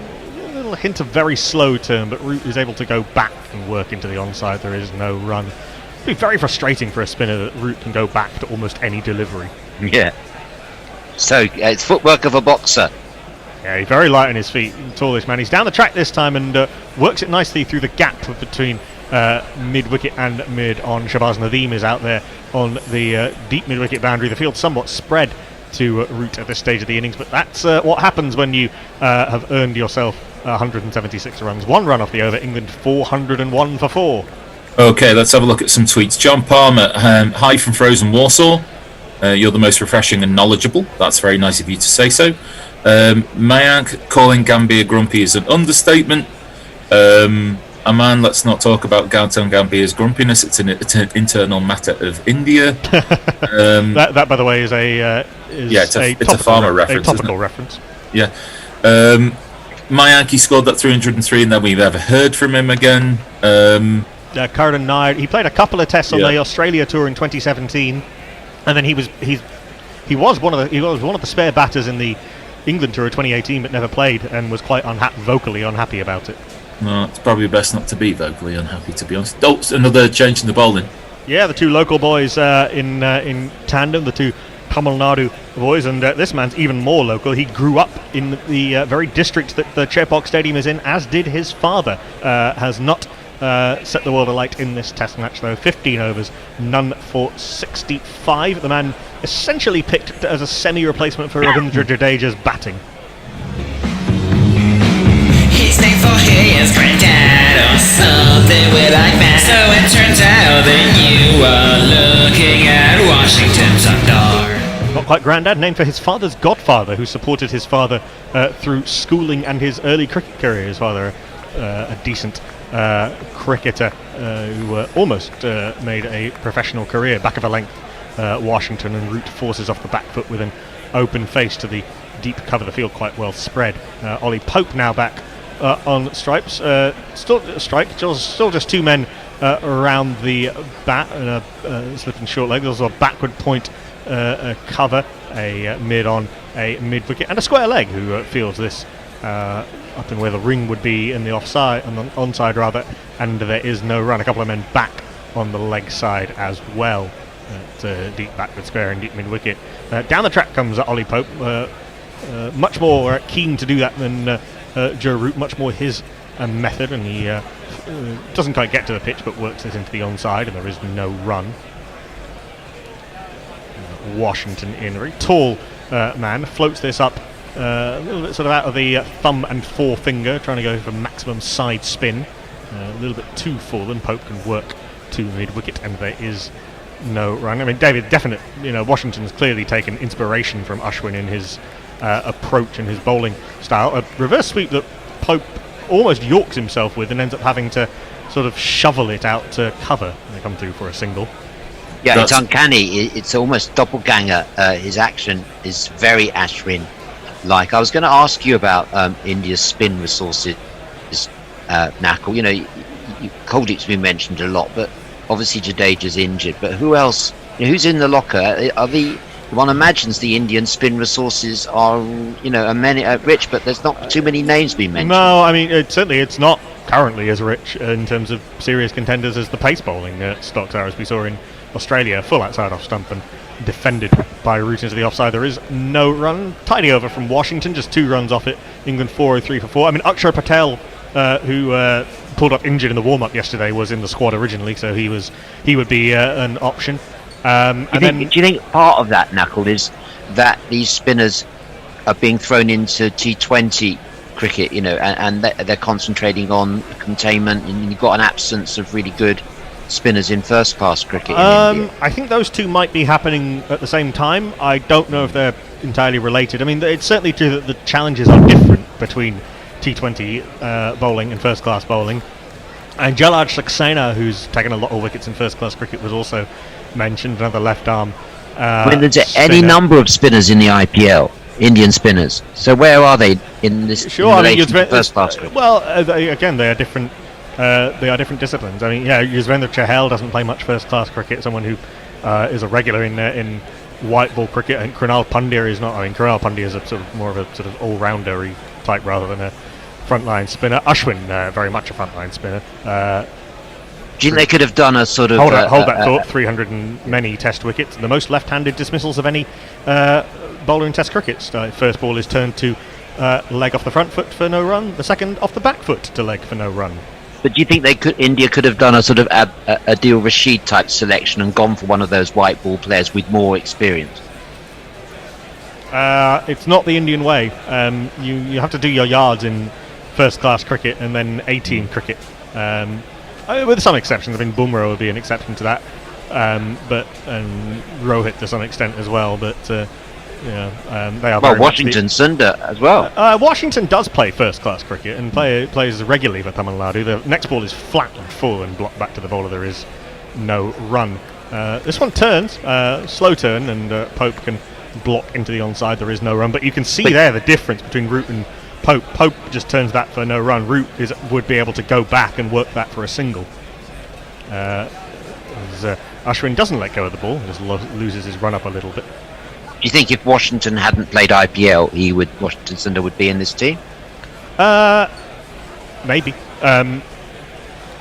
As this is fired down leg. I think that might have been an attempted front of the hand leg break from Ashwin. It didn't really turn, and it's nudged by Pope out to Washington at deep square leg. The IPL accelerates the development of players in terms of their experience of dealing with high pressure situations and bowling to good players and what it means to prepare like a professional. But it does mean that there are different tactical disciplines. This is full outside off stump and poked by Root to backward point where Jasprit Bumrah fields, and there is no run. England 404 for 4.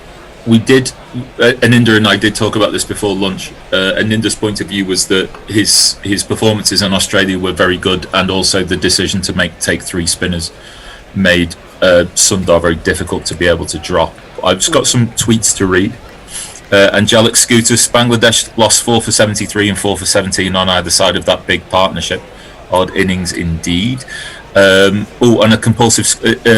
he also says that he's a compulsive scorecard writer himself, in awe of folks like Julia Farman who can make them look not like completely dog's breakfasts. She is an artist when it comes to that sort of stuff. Khan, if Root keeps on going at this rate, then he single-handedly outscores South Africa, who are struggling at 191 for 7. Washington in from the Pathabiraman gate end. This is outside off stump and pushed back to the bowler. There is no run. The Pathabiraman doing some research, a major figure in Tamil Nadu cricket, one of these sort of local legends that you get through the 2000s, a player, a team manager, and a writer of many years' experience, and someone who was a real face around the place in the 20th century, and now has a gate and now an end named after him. Next ball is flat-ish and blocked back to Washington by Ollie Pope. There is no run. This next ball forces Pope onto the back foot, and he turns it to Kohli at short mid-wicket, and there is no run. India have bowled a lot better, David, after tea than they did in the sort of half hour or so before tea.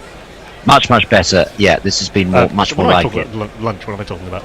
As this is flatter and Pope blocked into the offside. There is no run. Sorry, I mean, they bowled much better in this session than they did in the sort of... In this session. But apart from, if you remember, Nadeem bowled some really short rubbish in his spell. They almost bought a wicket. Yeah, to some extent they did. As this is flatter and Pope turns it to square leg, and there is no run. He's on 7 off 38. Plenty of time to catch up. Of course, his first Test match in India, and first Test in the subcontinent after missing the Sri Lanka series with an injury. He props forward and nudges this to Kohli at mid-wicket. There is no run. Washington Sundar's been right on the money. Nadeem, I thought, dropped short. Shalm has been much better today. That's been a change, and Bumrah is as good as ever. So it's an improved bowling performance, but obviously only 1 wicket to fall. Mayank says a lot of these decisions he thinks are political too, just like why Yadav wasn't picked for this test. I think there's a lot of... The Italians have a word called dietrologia, which means behindology, the idea that there's some great sort of conspiracy behind everything. I wonder if they've got that in wonder if they've got that in America. I wonder if there's a big conspiracy behind something. Yeah. That's a hell of a word, that knuckle. I'd like to see it written down. Dietrologia, particularly used in Italian football, where often those conspiracies are proved to actually have something in them.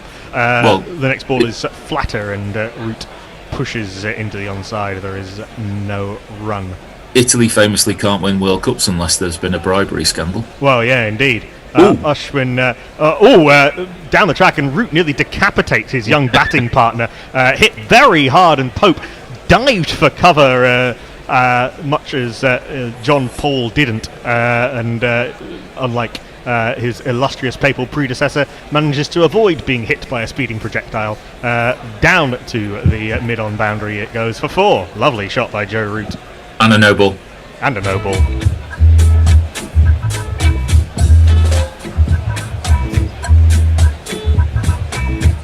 the line! Huh? I'm sorry, Smokey. You were over the line. That's a foul. Oh, next ball is nice from Ashwin. Held back a little bit and does dip on Root. The rare thing of beating Root when he comes forward on the front foot and turns and hits him on the thigh pad, and there is no run. In comes Ashwin. Root wanted to come down the track to that, but it was a little bit flatter, and it's poked off the back foot to Kohli at shortish mid-wicket, and there is no run. I was going to start talking about the balancing act of getting wickets and runs into the lower order, but there's not that much time between Ashwin deliveries. Next ball is flatter outside off stump, and he pokes it off the front foot into the offside, and there is no run. Then has a little giggle with Rishabh Pant, penultimate ball of the over. Down the track comes Root, and he's squared up by this and nearly done on the outside edge. Just manages to get bat on ball and fiddle it back to Ashwin, then scurry for cover. Scurry's back. I'm obviously remembering that run out in the test in Sri Lanka. He raced back in line. Yeah, well, I say in line. I mean, he took a fairly wide turning circle, but raced back to his crease, I should say. Yes, so I was distracted. So is Root. He Joe pulls Root out is distracted by I don't know, some member of ground staff behind the sight screen. Ashwin actually let go of the ball, but Root had backed away. The next ball is actually bowled, and Root, kind of what I was talking about in the last over, a perfectly inoffensive delivery, but manages to go back and uses his bottom hand and his wrists to nudge it into the onside and take a single. That brings up Ashwin's 100. His batting, isn't it? 1 for 100 off 38. He's bowled quite a lot better than that, to be honest. England 410 for 4, and I've used the word masterclass at least 7 times in 2021 already for Joe Root, but I'm going to use it again. It really is a clinic that he's putting on. Right, tweets, Slopian, knuckle on Gorilla Cricket is always a positive. Armchair Cricket Podcast, the patch that Joe Root is in is such a shade of purple that the artist formerly known as Prince would have come looking for it, or that maniac Nero would have set his jealous sights on him. Anna Forsyth scored once during the Sky repeat of Headingley Test. It's so stressful, so much respect for Jules and the like. Leah, what did Washington do to the jinglers to get a smash mouth jingle? Must have been something traumatic. I suppose the next one's a Hamilton jingle, I guess. We do have one of those, not for Washington Sundar. Ball's a full toss to Joe Root, who whips this into the onside. Cheteshwar Pujara out there at deep mid-wicket, and it is an easy single. Angelic Scooters is going to keep a scorecard of the BBL final. Sure. See on that run off the last ball of the last over, Ollie Pope nearly inadvertently turned his bat into a pole vault. Speaking of vaulting, Pope comes down the track, and Washington Sundar, in trying to field the straight drive, makes an arc, a graceful arc, right over the top of the ball. It goes through said arc, past mid on, and Ollie Pope picks up 4 down to long on.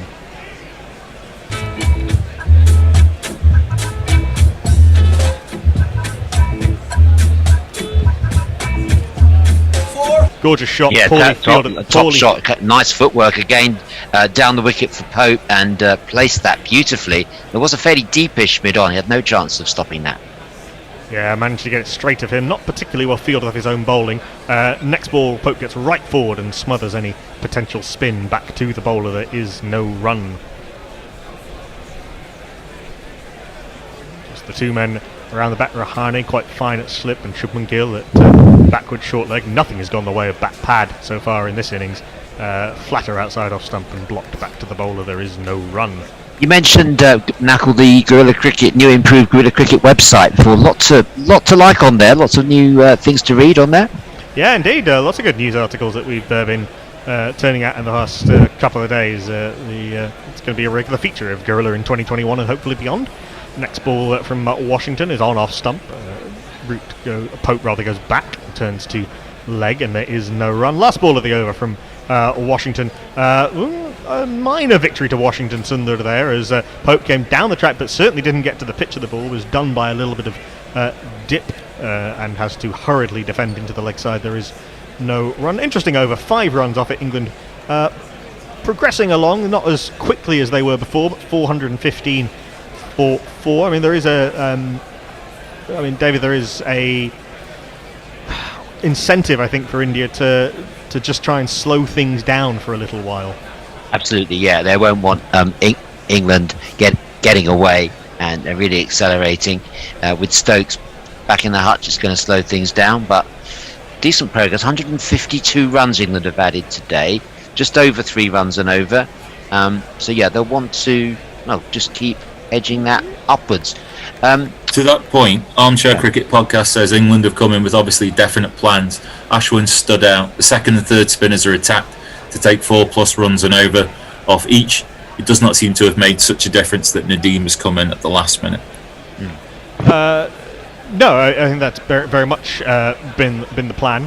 I think Ashwin, Ishant and Bumrah, I think, have all bowled better than their figures have suggested. I think with particularly Ishant.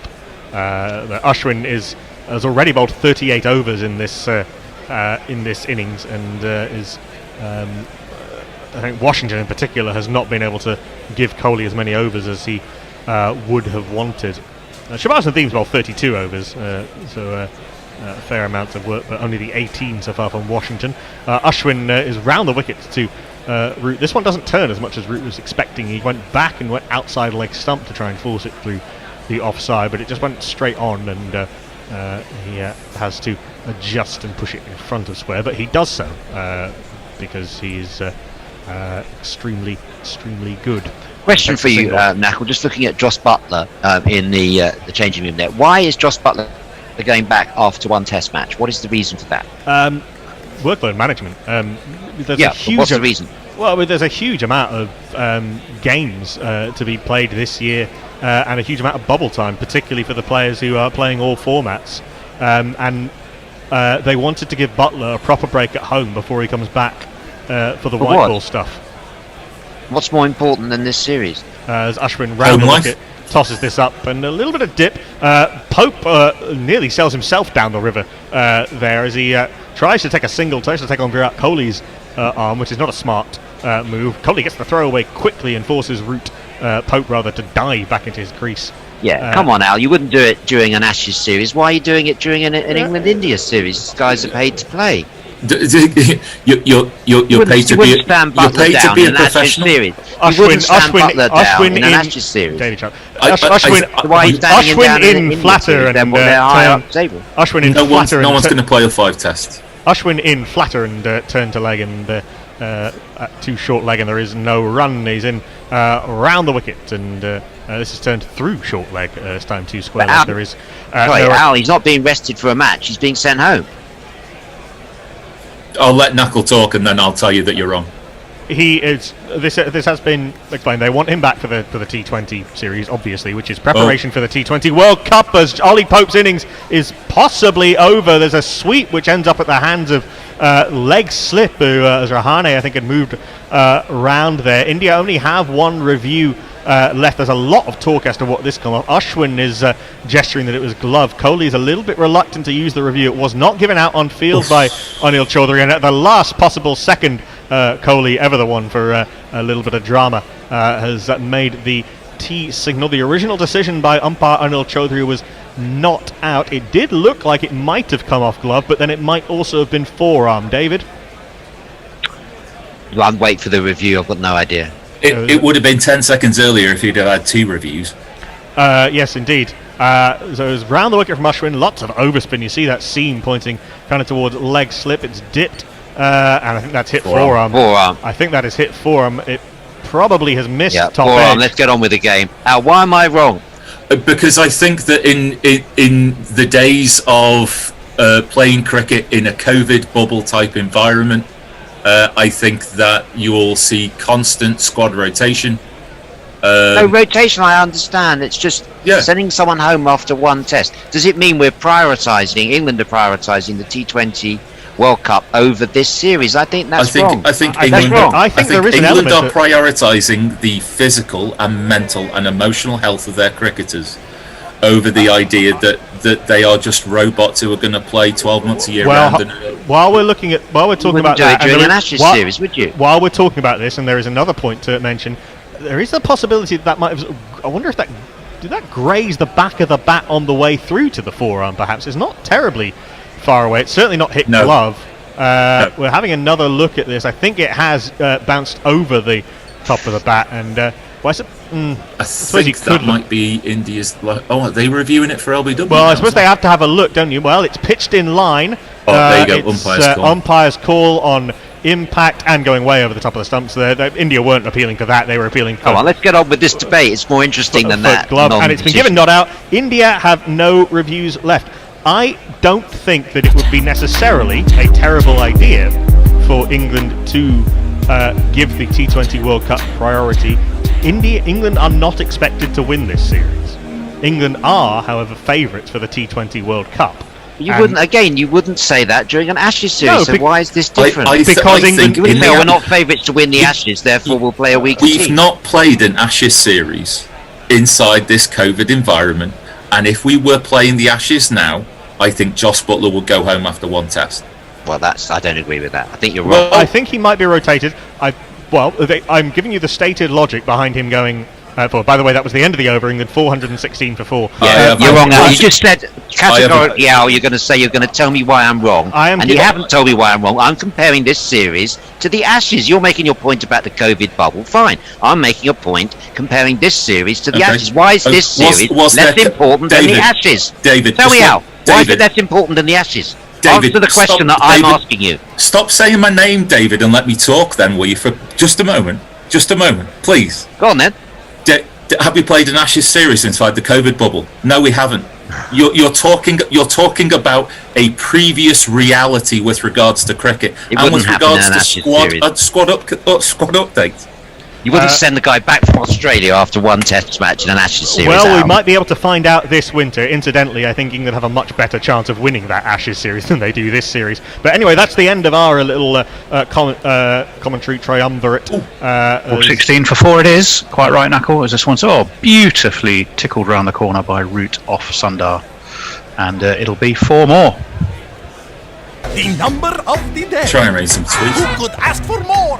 The number of the day is 4. Gorgeous. So it was a full toss. You see it beautifully steered away, Al. I'm trying to distract you off because I can see you're upset. So let's focus on the game. He's reading tweets. I'll read tweets in a minute. Just don't like being bullied live on air.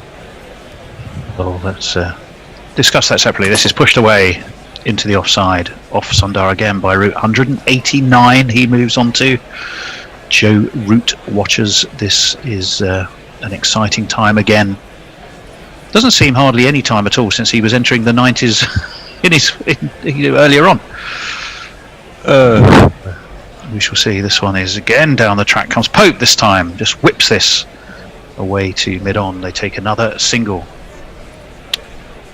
Ollie Pope will move on to 12. Monk thinks they're out to get you, to which you replied, but they are. Yes, I did. Yes, and I think Leah then went on to say something like, that's what I heard. She likes Italian conspiracies. As this one is neatly pushed into the onside by Root, that'll net him another single. Is he going to do it in 1s and 2s? Nestor, you chilly there, you're rubbing your hands. This is Root getting 200. Ah, okay. Either that or a caveman looking to start a fire. I'm not. It'll take some rubbing. In comes Sundar. Nicely, just sort of dabbed down to all the way to cover. That's why. Pope. That's why 13 for him. That's why stick insects are so careful when they make love. I often wondered why that was. 420. I thought it was hedgehogs. 424 for 4. This one nicely flicked around the corner, straight to mid-wicket though, where it's misfielded. Now, will they decide to run on a misfield? I think they won't. No, they don't. Possibly wise. That'll end that Washington Sundar over, and we will go back for some social media messages from Al. Mog says, gentlemen, let's agree that you're all wrong. Well, I'll happily agree that I'm wrong. Messenger says, fight. Well, chance would be a fine thing. Mayank, proper commentary in the proper tension in the commentary box. Roger McCann, lovely Handsworth Parish Council sequel there, lads. Bravo. It's about 40 miles away from where I am. Proper lovely. And fourth. Oh, I read that as Handsworth, which is just up the road from me. To which there is Ashwin. Sorry, I beg your pardon. From the Anna Pavilion end, and Pope leans forward, pushes into the onside, no run. Yeah, I was reminded of Dr. Strangelove there as well, Knuckle. We'll have no fighting in the war room. Peter Sellers, wasn't it? Because this one's cut again, but not really that aggressively, just steered really to cover. So the highest score in a 100th test, Joe Root 190. So he's achieved that. It is obviously true, therefore, that whilst there's been, what did we find yesterday, 7 or 8 players, hold that thought as around. Oh, Ashwin doesn't. How many times has he done that in this match? I don't know. You wonder if it's like a compulsive behaviour on Ashwin's behalf. He has to do it every 3-4 overs or so. Forward comes Root very solidly and pushes it back to the bowler. No. Do you know what? I wonder if he's getting the bowling yips. Is it the start of the yips? I don't think so. Well, mind you, done it a lot in this match, Tony. He has. This match has been extraordinary. Reverse swept by Root, but straight to backward square. They're going to have to hurry. They might have a look upstairs for that. They might. But I think he's safe. But was it a direct hit with a great throw from Pujara, who somebody Knuckle, I think you said earlier, he's not the liveliest of fielders, but he was pretty lively there. Goodness me. It was reverse swept by Root around the corner. Pujara was in like a whippet. The pant was very swift to get the bails off and knock the stumps back at the same time, but we'll move on. Root was well home. As the ball was in again. This one again is just steered away into the covers by Pope this time. He will move on to 15. Joe Root is on 191. And England are accumulating a very strong score here, although they will, I'm sure, have their eyes on that 477 from 2016, and someone will be telling them, probably Graham Thorpe or Jonathan Trott will be saying, remember what happened in 2016. Get past 470, swept by Root, but straight to backward square. And they will take another single. Nessus, you're about to say something. Well, I just think you've got to forget 2016. It's different match, different years, Oh, 100%. I agree with you. That's true. They're playing today, and that's they'll just play what's in front of them. They are. It's just that score of going off at 470 odd. You'd go, well, that's ideal, and then somehow let it go. It's like 5 years ago, isn't it? At the risk of putting the cart before the horse, the problem wasn't scoring 470. The problem was conceding 700. It was. 700 odd. Karen there. True. We've spoken about it numerous times. I agree with you, Al. Scheduled tea break today, by the way, 2:10 local time. 400. Yes. David was a quite articulate, but nonetheless dog with a bone there, wasn't he? Or 28 of an articulate dog with a bone. It is. Or 28 for 4. It is interesting to be able to have a one-sided discussion when you're not going to let somebody else talk. But that's. There were points to be made. There would be. We are in a different world in as far as sport goes, not just cricket, all sport. And I think England are managing their players really well. Well, look, we're going to see Nadeem back into the attack, bowling from the Patebarum gate end. And he's going to be bowling to Joe Root on 192. Anna Fasai says she doesn't like it when Mummy and Daddy fight. How do you think I felt? I was stuck in the middle. I was trying to actually get a word in to commentate on the delivery. Sorry about that. As Nadeem comes around the wicket to the right-handed Root, he guides it, steers it, caresses it almost. Short third man, and he will just take a single. Bring Ollie Pope back on to strike. Angelic Scutus brings us other cricket news. South Africa just bowled out for 201. Bavuma stranded on 44. 5 wickets for Hassan Ali. They've got the upper hand in that series, haven't they, Pakistan, from everything I've seen. 429 for 4. Nadeem's going to be in around the wicket again. Pope waits, cuts! But there's a man down there, deep point, and he will just get a single. Seemed to have all the time in the world to play that shot. It's kind of dropped short and popped up, didn't it? It does seem like it's got to the point now where if you are short, that there isn't too many demons in the pitch in order to be able to. You've got all the time in the world. There's Nadeem again.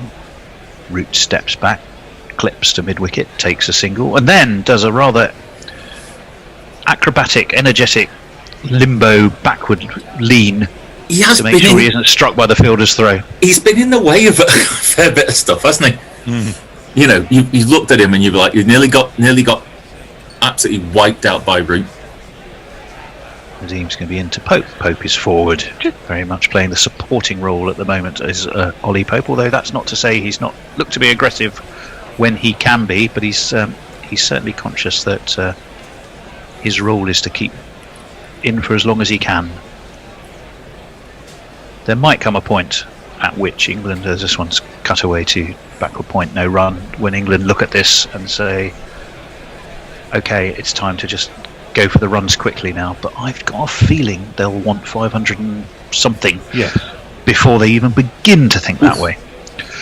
As that one is a Rishabh Pant. Oh, you bet you everyone's appealing. Have they got a review left? They don't, do they? They don't. Nitin Menon. Virat Kohli. Well, I don't think they've. That last review. He's Nitin Menon's. I think is explaining to Captain Kohli.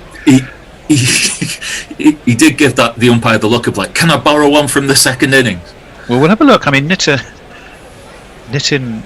Menon seemed very poker-faced at that. Oh, inside edge. It was a huge inside edge. Nothing to see. Let's move on. Nitin Menon was quite right. Never show uncertainty on the face, he said. Remember, in an interview, did Nitin Menon? Like in tennis, sure about that one.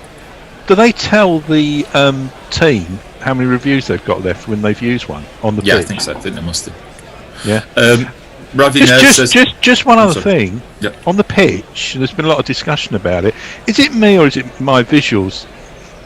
The rough seems to be quite uniform round by the batsman at crease. There isn't like the great big gouging sort of holes. Or is that just what my TV screen? You mean the pitch is wearing well? Yeah. To paraphrase Rod Stewart. As this one's tickle away around the corner to Pujara, they take another single. I mean, there's rough there, but there's not. I can't see. It seems quite sort of spread. It's not hugely discoloured from the rest of the pitch as well. It's a red clay basis on the pitch, isn't it? And this is one of the sort of discussion points that it I know it's only yield as much as other grounds do, but it has had a lot of footwork. 32 for 4, swept by Pope. But there's a man down there, deep backward square. It's Jasprit Bumrah. So Pope will only get himself a single. He'll move on to 17. Joe Root on 195. will be on strike. This session, we've had just the 1 wicket and 78 runs in 23 and a bit over. Well, down the track comes Root. He's lofted this. Is it going to go all the way? Yes, it is. What a way to get to 201. 200 on your 100th test. The first player to ever do that. He kisses the badge on his helmet. He raises the gloves. The England dressing room stand to a man and applaud. And what a fantastic effort for Joe Root. 201. Let's have an appreciative jingle. Oh, I say, chap, give me any lip.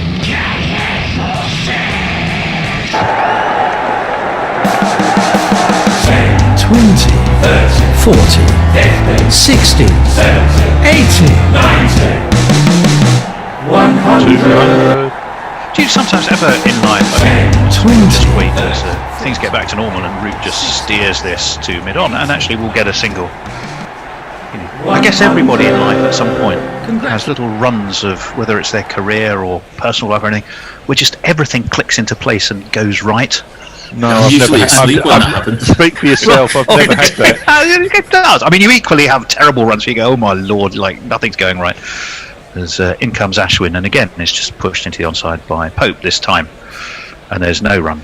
And Joe Root must feel that's where he is right now, because whatever he is touching is turning to batting and cricketing gold. 202 not out for him. Forward.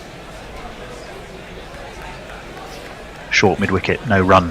440 for 4. England. 9 runs off that last Ashwin over. Nestlers, update us. On what? Well, on social media would be good. It's me. Oh, I beg your pardon. Ravi, I think it was very rude of the game not to stop for David Brooker's diatribe. No, it was more me than David. Let's be fair. Old fart at play. My daughter's just come into the room and said, "Who are you arguing with?" I said, "It's the cricket gorillas." Mog, I'm going to have to admit defeat and say my negative vibes have not gotten Root out one little bit. So to say I'm surprised, this is an understatement. I will say to the credit of both of you, just for a moment, not a bad word past either lip. No, rubbish. Mayak, I think the last time an Englishman made a double century in India, it was 1984-85 right here in Chennai, when both Mike Gatting and Graham Fowler made 2 double hundreds. Indeed, as this one is bowled by Nadeem, and it's cut by Root down to backward point, and they take another single. 203 for Joe Root, brings Ollie Pope onto strike. Joe Root's Test career: 254 against Pakistan, 228 against Sri Lanka, 226 against New Zealand, Hamilton in 2019. 200 not out he'd got at Lords in 2014, but this match he's passed that one, so this is his 4th highest England total. Onto the back foot, cut, slapped really by Pope, but straight to backward point. It's bouncing like a tennis ball, isn't it, Tony? It is, and that's kind of.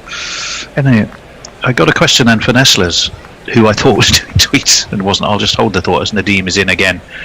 Waited for, cut by Pope, but again straight to backward point. So if you're the England attack at the moment, are you looking at this pitch and thinking, oh my lord? Or are you thinking, beginning to see something I can do something with? You reckon, Nestlers?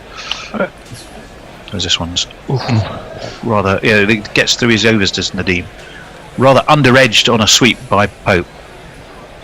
You wouldn't say is that too purposeful. And it was Jinkar Rahane went off in pursuit.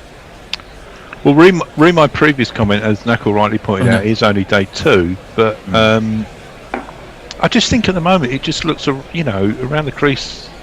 I can't even see the start of any footholds. It just seems very. I know there's discoloration, but there's no.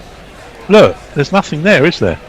No, was that buys, by the way? No, it's counted as off the. He did, got 2 for it. It's rather fortuitous 2, but it certainly did bounce up. So, company around the bat for Pope on the offside, so he sweeps to the leg side and will get himself off strike and take himself a single. Yeah, indeed, there was a slip and a sweep point. Both. I'm just basing it on all the chatter before the match about the guy who's prepared it. Yeah, he's been called the accidental groundsman, hasn't he? Due to lack of experience or whatever. But it's the old adage: wait until both sides are batted. Oh no, absolutely. 444 for 4, all of the 4s. It's not going to stay that way very long though, because Joe Root has nudged this to square leg and scampered a single with Ollie Pope. A lively pairing. It was lovely last night when Root, after a long old day batting in the heat, collapsed with his cramp. Who was the first person to run over and help him flex his legs? But the fantastic Virat Kohli. Trying to do him an injury. Jez has made sure that I'm corrected on something. Apparently, I said Hassan Ali without adding doobie-doo. So I apologise for that. Jeff Lemon, most consecutive tests scoring over 180. Kumar Sangakkara's got 3. Joe Root's got 3. And that's it in 144 years of Test cricket. Wow. Matt Hardy, that's how you bring up a double ton. Thank you, Jeff. Absolutely brilliant. Still looks bright as a button. I'd be dead on my feet at that point. I couldn't even stand it. Just be out in the heat, let alone playing cricket. Root taking out his massive member and slapping it all around Faf's face by getting to 200 with the 6.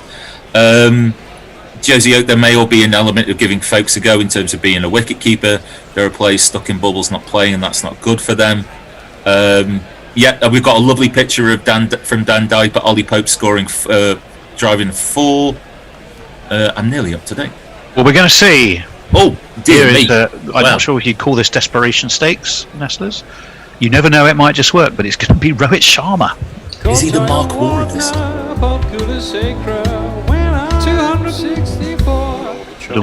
Boom. Going to bowl his right arm off breaks. I'm all for this kind of thing.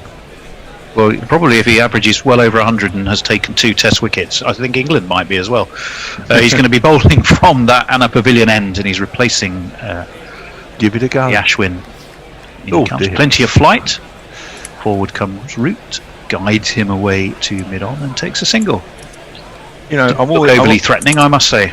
I'm all for throwing in a sort of a bit of a spanner in the works. See what happens. Who was it who said it? It was John Lennon, wasn't it? A Spaniard in the works. A Spaniard? Yeah, Spaniard in the works, John Lennon. Rohit in again. Forward comes Pope. Flicks it to mid-on, and they won't run on this occasion. Well, I mean, they're probably thinking maybe England are thinking about getting a move on. Toss up something a little less predictable. Down the track comes Pope.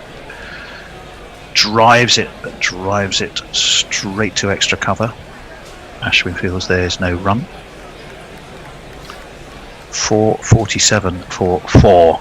Root 205. First man to get a double ton on his 100th test. And that one is flicked nicely, but straight to mid-wicket. And Ollie Pope, in fact, very quickly had to turn around and drop his bat, just in case that throw came in. Nestlers, how'd you win the car? I don't know. This one is steered nicely by Root round the corner. Gets himself another single. You have a feeling at the moment that it's just... if this was an ODI, this would be the middle overs, because England just seem to be manoeuvring, manipulating, managing the ball into the gaps in the field and taking those 1s and 2s. And India extraordinarily don't seem overly concerned about them doing it. As in skips Rohit. Oh, gets plenty of turn on that. Although it was slow enough and predictable enough that Ollie Pope could just again guide it into the offside and take a single. So 449 for 4. You don't win cars in tests, do you? Do you not? No, I don't think so. I wonder if it's like, you hit a 6 to a certain point in the ground or something like that. Mayank says, I'm starting to worry that Root will get that 600 and 700 that he wanted in this innings. This pitch is uncharacteristic for Chennai. New creator, so new style, I guess, but it's just not breaking apart. Either it will hold and be a dull draw or suddenly crumble. So what are the chances of Root following Fowler and never getting picked again after scoring 200 in a test? Fowler had a shocking start to the following season with Lancashire and was dropped. That was by Graham Hunt. Became a good friend of guerrilla cricket, by the way. Yeah. And Leah says we should. That replaces a long and fruitful Test career, but nonetheless, Yeah, it's a compensation. it's a bit lemonade. 49-4-4. Nadeem is going to continue. Shabazz Nadeem from Bukhara, Bihar. It's 3 minutes past 2, so we'll be heading off for tea shortly, I think, as this one really rips away from the right-handed Pope, who has a little look back down the track at the bowler, and acknowledges the fact that that did rip and turn from outside of the off stump, but it started outside of off stump and moved further away. Pant had to reach for it. There's a slip in place, not surprisingly, for the left armour, and slapped by Pope, but out to deep cover, and it will be just a single. Some good looking shots for one. Yeah, well, this was what I was saying. It has this feeling at the moment of the BMOs of an ODI, as it's being manoeuvred around the field. And England, of course, are delighted and happy enough to be doing it, but India don't seem to be unduly concerned about the fact it's happening, which is it's kind of interesting. A 450 is up, however, for England, as in skips Nadeem. Onto the back foot goes Root. Holds the pose. But how do you tell that India aren't concerned? Well, I'm sure Virat Kohli is concerned. You're right, it's a very good question, Nestlers. Difficult. You have a slip and a leg slip in place, so that would suggest they're concerned, because they're still looking to attack. And that kept a tad low, and Root pushes away to mid-wicket. There's no run. This session we've had 95 runs, just the 1 wicket. Stokes, of course, pouched in the deep by Pujara. Bit of a juggle, wasn't there, on that one? And in comes Nadeem again to Root, who leaves that and lets Richard Pant tidily take that into his gloves. 450 for 4. So that's 2 consecutive sessions with over 90 runs in the session. Yeah, it's been good progress by England. Steady, solid, swept by Root. Fielded at mid wicket. I don't think One run. It's one of those weird things. It's in the air for a really long time, but it's complete. It's like dropping 20 yards in front of the fielder. So yeah, again, I thought it was a bump ball. I still think it was a bump ball when I look at that. He did have to reach to it, but you're right. It was well short of that fielder, who's set fairly deep there at mid wicket. So 207 for Joe Root, 451 for Joe Root. Now I would imagine we'll be thinking about that tea time cup of tea. Leah says we should stop disrespecting Rowett, as he has an IPL hat-trick, which is one more than Rashid Khan. Yes, he does. And she's well, we know Leah is a huge Rohit fan, and it's difficult not to be. Yeah. I mean, he hasn't bowled that badly. I say nothing wrong. I've got nothing wrong with Nestlers. There's absolutely nothing wrong with bringing him into the attack, trying something different angle, different amount of flight, perhaps to tempt the batsman, maybe. But he's going to be continuing from that Anna Pavilion end. The Anna Forsyth end. The Anna Forsyth end. He's bowling to Joe Root, who waits, drives away through cover. There's a man at deep cover, and it will just be a single for Root. Move him on to 208 as England continue this inexorable march. They need to keep it that way. 452 for 4. I'm the only one probably who's watching this who's got 477 locked in my mind and seeing that as a milestone. But the fact is I do. So that one is waited for again by Pope this time, and guides straight to short mid wicket, and no run on this occasion. I rather wonder actually if Joe Root will be quite happy to say to Ollie Pope, "All right, you take things here and see us to tea." In comes Rohit, down the track comes Pope, gets his foot to it, gets both feet to it, gets his bat to it, gets everything to it, kills any spin and pushes it back to the bowler. 452 for 4.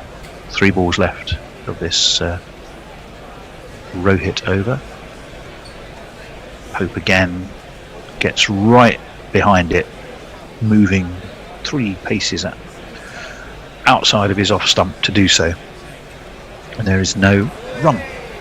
452 for 4. 23 for Ollie Pope off 73. It's been cautious, hasn't it? Has Ollie Nestlers? It looks good.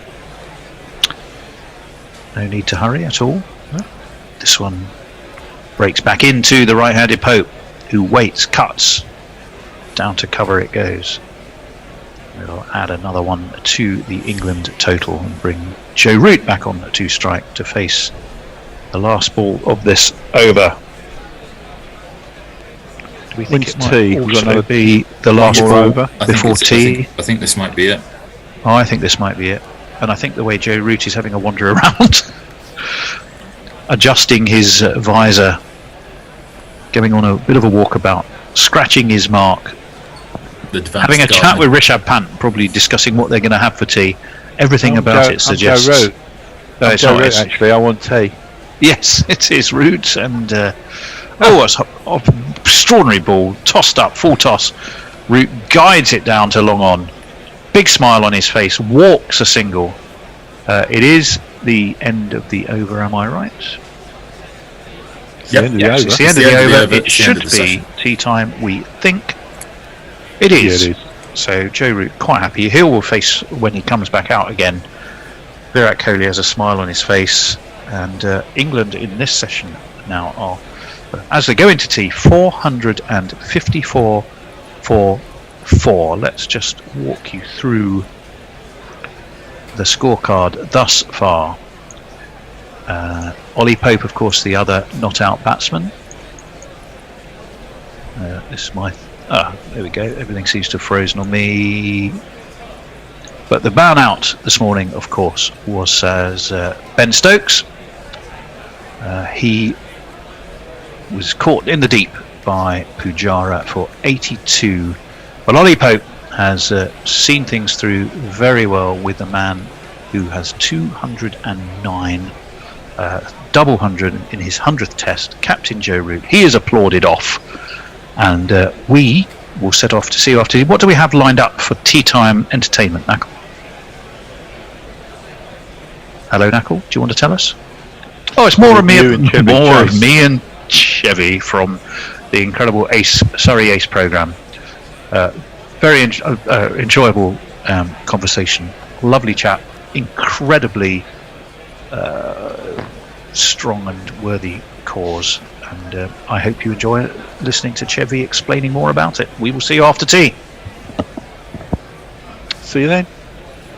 I speak to Lonsdale more than most people, so there's a lot of connectivity there, and looking forward to working more with Sir Trevor McDonald and Denise Lewis over time, and Mark Butcher as well. So it's all I think, and through all the ambassadors and patrons we've got, there's a lot of kind of personal connections there already through Ebony and myself, and once we had that conversation, they're all fully on board to be part of the program, and it's very exciting to have these people, these names, household names involved in the program, and it does help with certain conversations and brings a greater exposure to the program, and for them as well, a lot of them have said, we wish Ace was here, wish he was part of something like this 20, 30, 40 years ago. So there wasn't a decline in the drop off, but we are where we are, and just using their expertise where we can to help develop the program as best, and show the scholars and the parents that they are involved. Like I said, Alex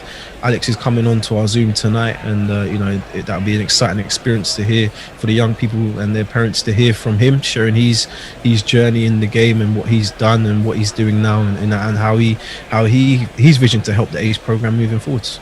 Yeah, you've got to have a long-term view. I know I was pushing you for acceleration, and what are we chatting about over a beer in three years time? But you're talking about let's not sugarcoat the challenge. You're talking about reigniting the interest, the lost interest of a whole generation of Black African Caribbean cricket fans.